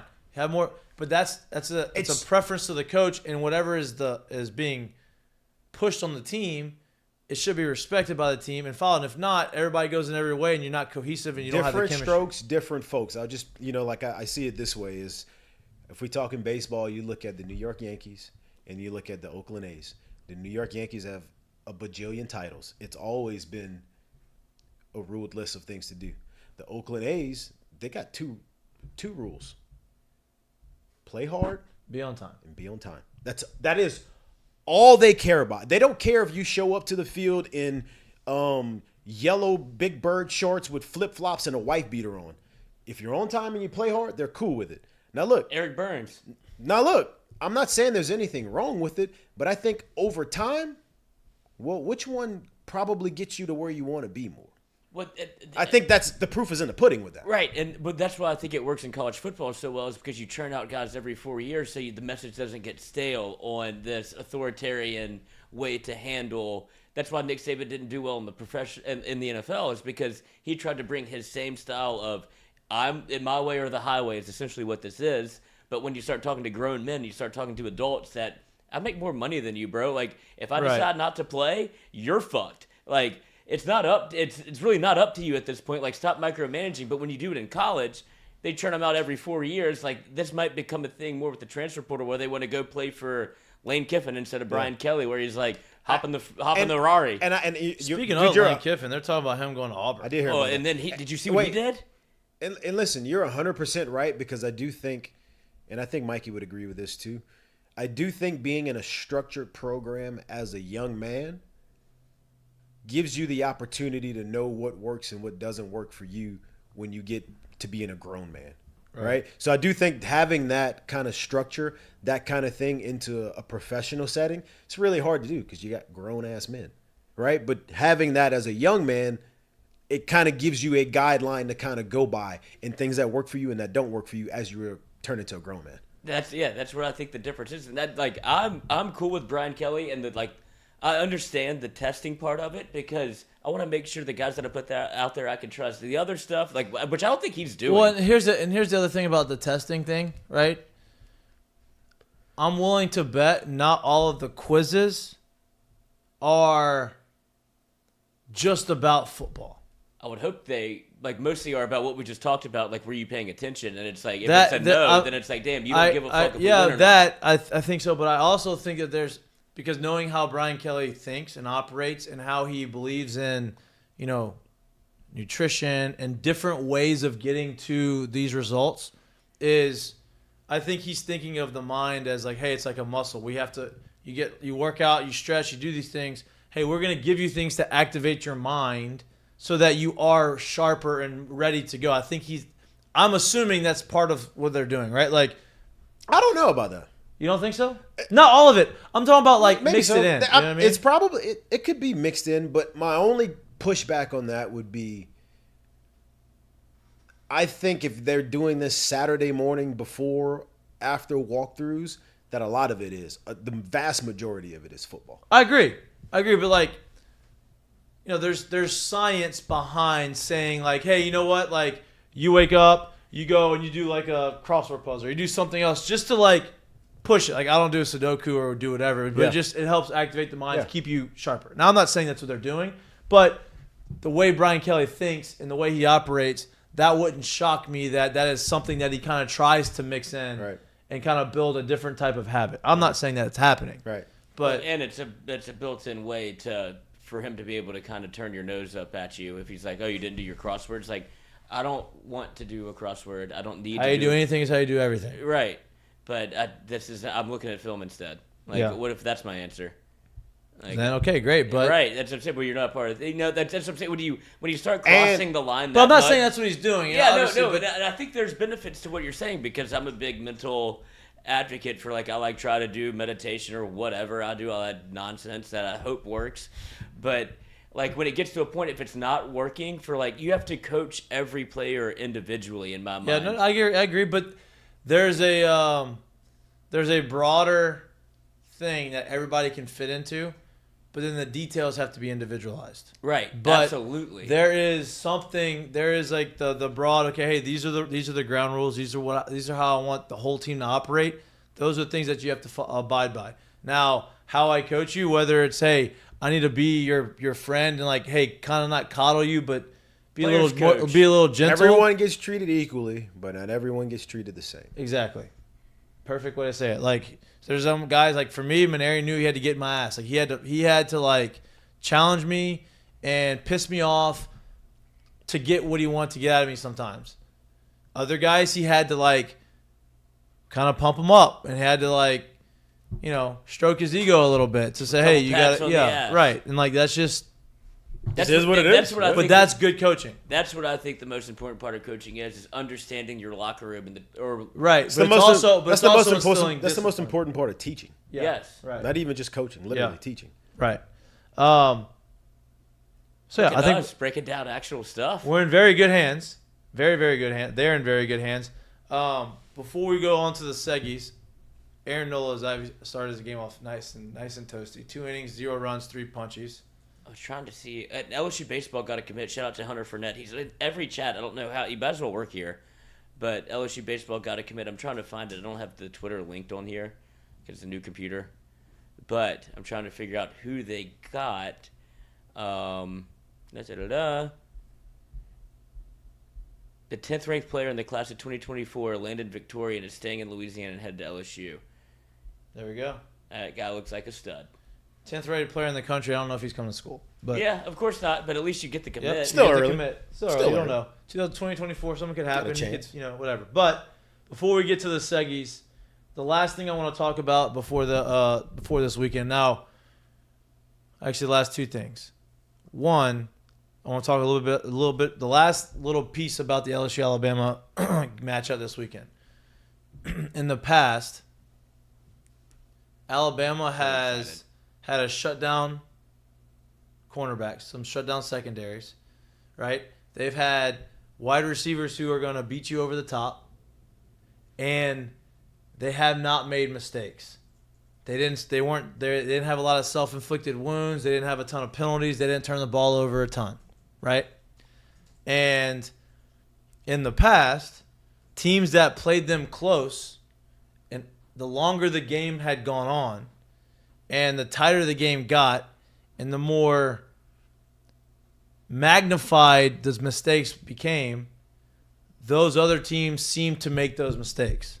They seemed to have a big penalty in a big moment. They seemed to have a turnover in the big moment. They seemed to have a big drop in the big moment. And once that happened, Alabama would see it, pounce on it, take advantage of it.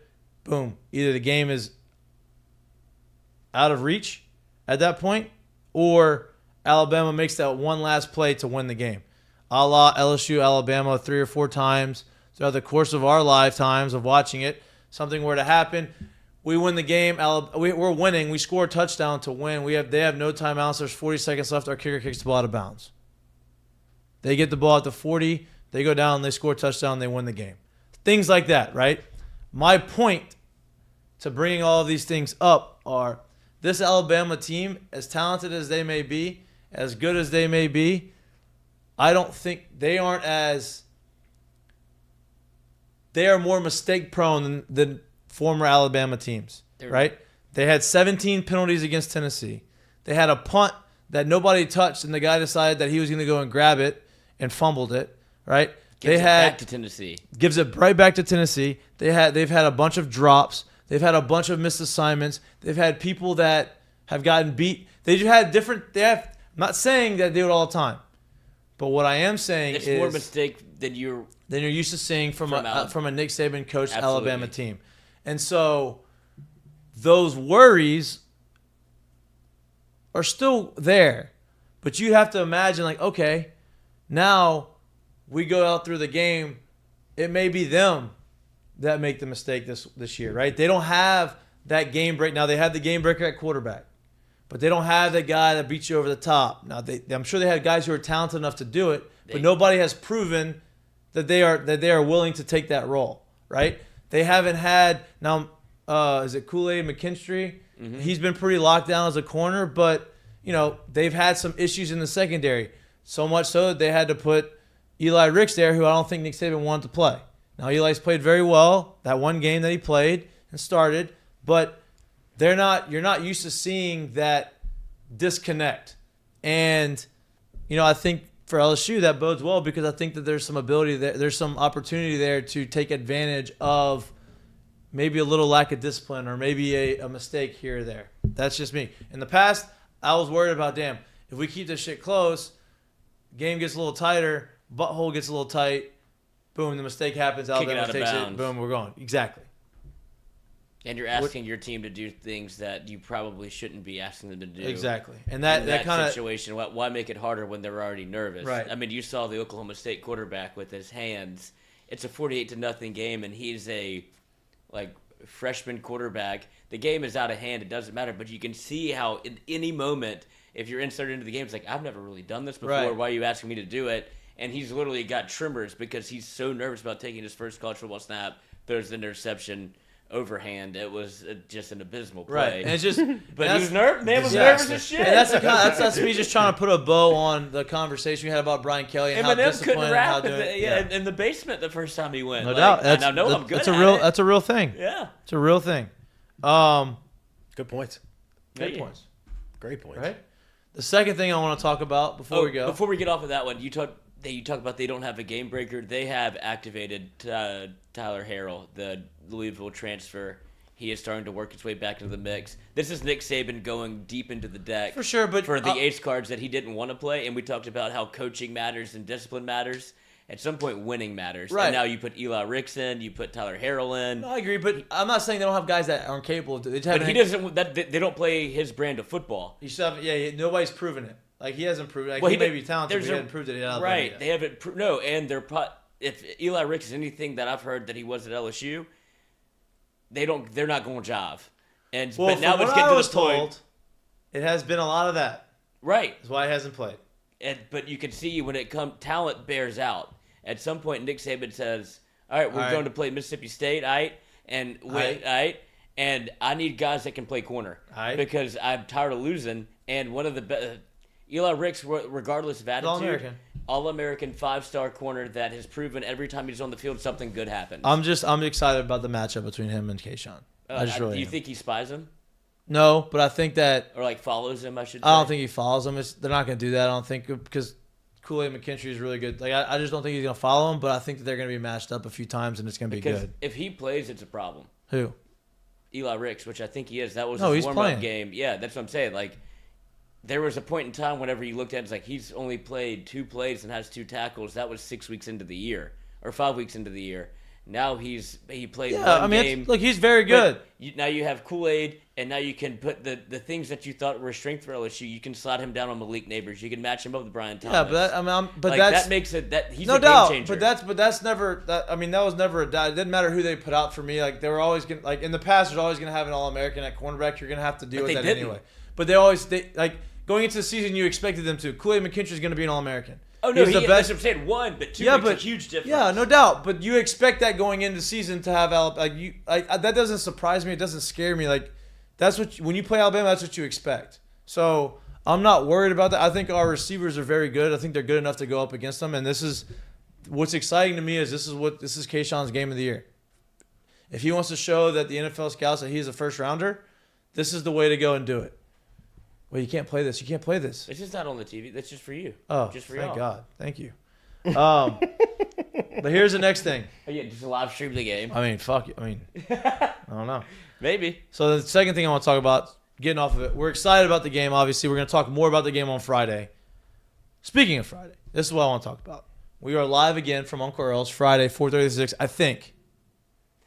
We have a couple checks to do, but it seems like we will be live. Seemed very, very was very assuring that we have a way to do Ethernet that is not like a crazy long cable run or anything like that. But we might be able to beat the supposed bad weather, which I don't know if it helps LSU or helps. Or Alabama. Maybe there will be bad weather. Maybe it comes in early. That's the other thing I told him. I can't get any of this shit wet because I don't own it. Right. Mikey's the only one that bought that. I don't want. We're not doing that. So, Yeah. but if But everything, it's a glorious day. if We'll everything be outside on goes, the patio. yeah, if everything goes expected, we're gonna be live from Uncle Earl's 4:36. We're not gonna be inside. They have a party going on inside starting at 6. So instead of making us rush and have to make them get in a bad spot, we're gonna be outside on their new patio, new patio furniture, new landscaping. They redid it. It's gonna be really good. Speaking of the patio, right? Uncle Earl's, our friends, our partners, do a very good job of having a lot of great entertainment throughout the course of the week, right?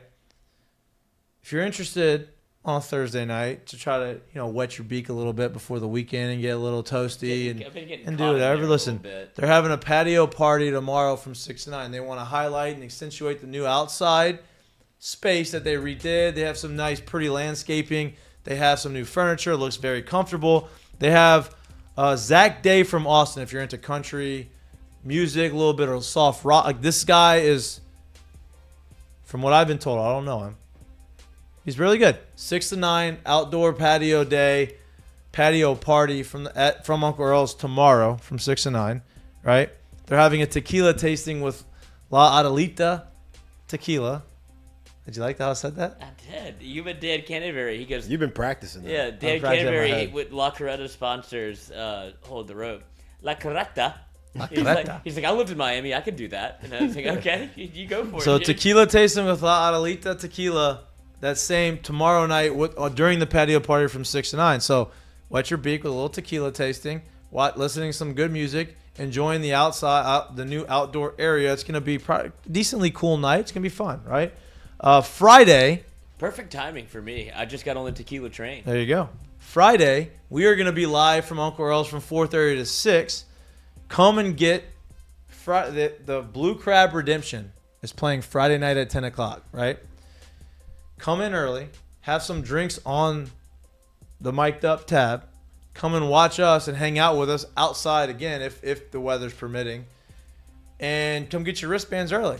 You don't want to be stuck in line trying to get into Uncle Earl's to try to get there. Like, nobody likes. It's a nobody good weekend likes to start lines. early. Yeah, listen. Today's Wednesday. I'd imagine if you drove by campus, there's probably some people putting out their RVs or in the Winn-Dixie parking lot. That's usually where they park it down the street in Burbank. Yeah. Now that Winn-Dixie's shut down, it's they a got real all the reason to park. They got all the parking spots they need out there, right? But Blue Crab Redemption is at 10 o'clock on Friday. Come in early, watch our show, get your wristbands a little bit early so you don't have to wait in line. Saturday, of course, there's obviously a big game. They play at 6 o'clock. Watch the game from Uncle Earl's from the new area outdoor. DJ Trev is going to be on at 10, hopefully celebrating an LSU win. So that's Uncle Earl's, but they have a full lineup starting tomorrow. But come and watch us on Friday from 4:30 to 6. Kind of electric in there. It is. We've been getting some momentum. I feel like the outside big might MO. help us too.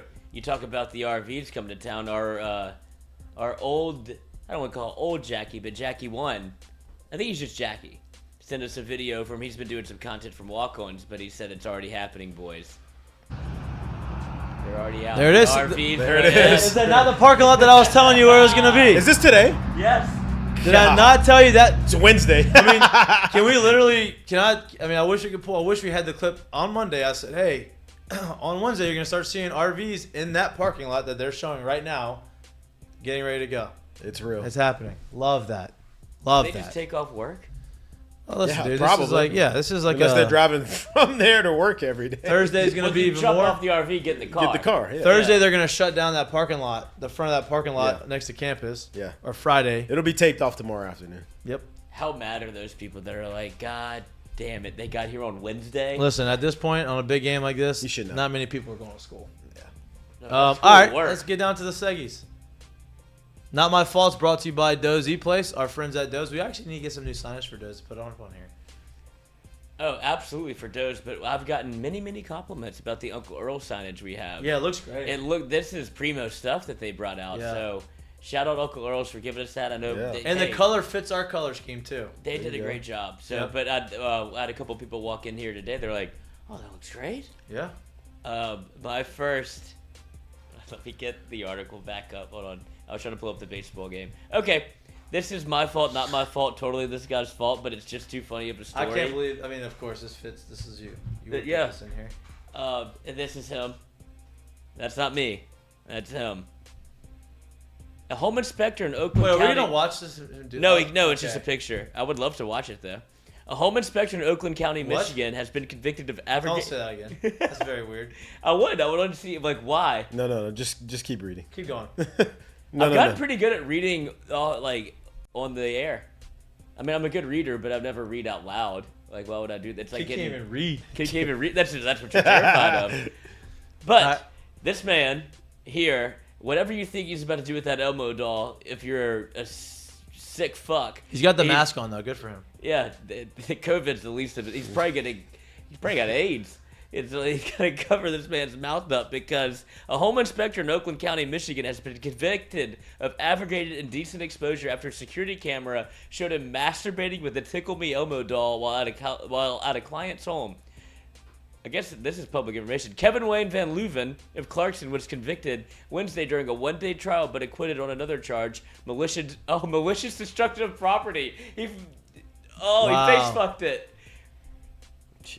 Van Leuven was arrested in April. Was doing a home inspection in Oxford Township. He was in one of the client's bedrooms when Jaden Dawson, one of the homeowners, got a notification that someone was in the nursery. Okay, so that was my question, right? Obviously, When Dawson put up the webcam alert, she saw Van Leuven tickling the pickle before picking up an Elmo doll off the floor in a pill to pleasure himself with the doll. Okay, obviously, his fault. Fucking creeper, weirdo. Like, what What are if you he's doing? a furry? But my question that I was going to ask is, why is there a camera in a room? It's the nursery. Makes perfect sense. Obviously, you want to have cameras in the nursery. So my question is, at what point of this entire thing were we supposed to not think it's 1,000% his fault? There's not one No, part. this is one of those that, we've dabbled in how to do these, but this is such an interesting story where it's like I have to bring it up because I can't do a curtain call to this man unless we start doing curtain calls that are for like anti-hero curtain calls. You can't do a curtain call. Speaking of curtain, we should just change the segment to not my fault, my fault, all my fault. Exactly. Yeah, this is my fault. All my fault. It's not my fault or not my fault, my fault. This is this man's fault. Like, not my fault, my fault. Definitely his fault. But you spoke about curtain calls. Curtain calls brought to you by Assured Partners. My bosses at Assured Partners. Hold on, the story gets better. So, oh my god! Shout out to Frankie Harris, Dozy me. Plays. Oh, and Mikey. I said Mikey's doing business in here. We can't ever get the document done because he's just talking on the phone the whole time. Mine never sleeps, boys. But that's it. Sell some ads here. My husband was staring at me blank across the room and was like, "What's wrong?" He asked me repeatedly, and I couldn't even articulate what I was seeing. They called the police. Van Leuven admitted to placing his penis in Elmo's mouth, in the doll's mouth, and apologized and said he was ashamed. That man had post-cum regret, or whatever it is. Okay. Whatever, you're like, I should have done that. Like, It's over. You just had to put that part in. It's there. over. It's over. He just said it. He's like, I'm embarrassed. Like, okay. Shit, you're embarrassed. Curtain call. Okay. We're going to curtain calls. Curtain call to Do you have a Van curtain call? No, that was my big Okay. story. All right. All right, I have a curtain my call. curtain You call. go for it. My curtain call is to. It's not sports. This is going to be the takeoff. Perfect. 1/3 of the Oh, Migos, who at 28 years Damn, old I know. tragically passed away yesterday. If you don't know who it is off the top of your head, or you're not into pop culture at all or any of that, just think, I don't know, Versace, handsome and wealthy, bad and bougie, walking like you talking, all of that. Part of the group that brought you all of that. Rest in peace. Rest in peace. Damn, that's And terrible. he was the one that did all the ad libs, right? Where it was like, take off. Like that's like he made himself. Like, Yeah. He was the fun part of the group. Yeah. That's Sucks, sad. man. 28. 28 years young. Caught astray at a That bowling sucks. alley in Houston. That Tough. sucks. Tough. My Damn. story was better. My curtain call. I got I kind of alluded to it earlier in the show about Philly and how great their not this guy. Philly and how great their fans are and how awesome that moment was. Whoa. What, you didn't know we could do that? No, I accidentally pressed that. I didn't mean to do it. Let me go down. See how cool our desk is? We actually could utilize that a little bit more for like the signage and stuff. Oh, so yeah. like when you go up, you can set presets on that thing. So when you go Yeah, we'll up, start working on it. We'll start working on it. But I only do so much on this end. no, I'm sorry. I'll start doing it. But I brought up the fact that the fans in Philly were electric, right? And it started before the game when Lance McCullers was in the dugout or in the bullpen warming up, getting ready for the game. And to me, this is grade A ideal heckling. And this is my current call. Shout out to this guy. Shout out to the Philly fans. Shout out to Phillies for doing what they're doing. You gonna play it? Hold on. It's acting crazy. Hold on. Give me 1 second. Oh no! Don't do this to me. I actually did what I was supposed to do and put it in the document. I know. It's not your fault. God, I've been struggling on putting it in the document. Like, I know. I'm trying to get it to do both. If you can't do me on it, it's fine. Just have him on there. Okay. We're spinning. We're spinning. I know. It's been in here for a long time. So I may have to refresh, which I can do. Hold on, give me 1 second. This is my fault a little bit. But, I mean, I've been staring at it. I set it up early. Anyway, Lance McCullers versus Philly Scumbags last night, courtesy of Barstool Sports, where they absolutely wear this guy out in all of the right ways. I love the background music. Hoskins got with your girlfriend in high school twice. That's it. That is getting Chirping McCullers before Game 3. I heard you get terrible swamp ass before every start. McCullers, Hoskins got with your girlfriend in high school twice. That's it. That is getting smoked by. How much sticky stuff's in that hair? I know there's something in that lettuce. Don't even get me started on you. Valdez, what's in your glove? What the hell's in your glove? Show me the off speed. My grandma could have rocked that shit. McCullers, you need to figure it out. I haven't seen a strike yet. Hey, Chirping so here's my McCullers thing, before right? Game 3. Here's my thing. And, like, you may think, man, this guy's obnoxious. This guy's aggravating. This guy's just, yeah, that's what you're supposed to do as a heckler, right? Nothing that he said was offensive, but it was annoying enough to where McCullers wanted to fight him probably. But it wasn't like, oh, this guy is, like, trying to go low blow, cut my knees out. No. He's saying things that are funny. He's saying things that are going to aggravate you. But he's saying things that are just, that's what you're supposed to heckle. And to me, like, I can respect that because if that was said to me in the outfield, I would have tipped my hat to him. I would have laughed my ass off. And if you respond that way, you usually get a good response from the heckler. Get a Mikey, hey, thanks for the baseball. But that's my current call. Shout out to that guy because that was Do you great. think that made a difference? No, Because, I mean not in the game. But but your warm up is so like not a lot of you don't see that in the NFL really or like I don't any think other sport. Maybe in his warm up to prep for the game, that guy right there would be a menace if he was sitting in the on deck circle. Oh yeah. Straight menace if he was right there. But that was to me that is when you say heckling, that's what heckling's supposed to be. Yeah, I agree 100%. And this guy that's doing it as somebody that has heckled before, there's there's the occasional like damn a dud, but this man keeps firing. Like that's the whole point of heckling. You're not going to hit 10 out of 10 times, but if you hit 7 out of 10, the consistency of it makes it funny. Right, exactly. Like not everything you say is going to be hilarious, but whenever you get to hit him with a McCullers, you got to figure it out. And he's just like, damn, I kind of feel like I do. Yeah. Like that breaking ball he threw was 4 feet inside the right-hand batter's box. Like, this guy's getting to me. You saw what happened to Garrett Cole. Yep. Yeah, it's just that it's a real thing. That's part of baseball that makes it beautiful. So I love that. That's my current call. Great show today, boys. We did a good job. Thank y'all for tuning in. Thank y'all for listening. Thanks, Chad Jones, for coming on the show. I know you can't hear us. We will be back again live from Uncle Earl's on 436. We believe. We will let you know for sure tomorrow. Weather's going to be great. We'll be there. We're going to be there. We're going to be there. We just want to make sure everything works and we're good and everything's fine, dandy. But our friends at Uncle Earl's has a lot of things going on. Come out and support us 4:30 to 6. And what else would you want to do before the Alabama game? Listen. Come get some drinks. Hang out. Get your wristband if you want to hang out at Earl's all night. or just come hang out for the show and have some drinks with us. Jack keeps making me stay there with him. Yeah, well, making you, huh? Yeah, it really twists my arm. sure. But I do get the podcast posted. So that's I what appreciate I it. do. I would like the podcast to be posted. Maybe we should make him keep making you. Yeah, no there. doubt. That No sounds doubt. like Gives me something we something should to do. do. I'm like, I'm not sure what I like. Oh, okay, this is a perfect time for me. Instead of me having to bring I have to bring all the equipment back after. Yeah. But I'm like, oh, I can just post the pod right now. Perfect. Great internet there. There we go. Great internet.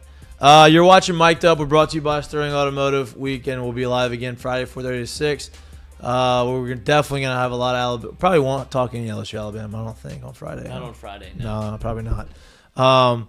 Come hang out with us. Come talk shit with us. Come give your 2 cents in. Give your takes. I have a new curtain call. I'll save it for Friday. though. Okay, perfect. I'll try to get the But video. we're trying to. Yeah, perfect. Save it Friday. All right, watching Mik'd Up. Brought Shout to you out. by Sterling Automotive. We will see you on Friday. Have a great rest of the night. Enjoy Your Game evening. 4 of the World Series. Peace. LSU soccer women's team. Yeah. Shout out. Shout out. Did you see it?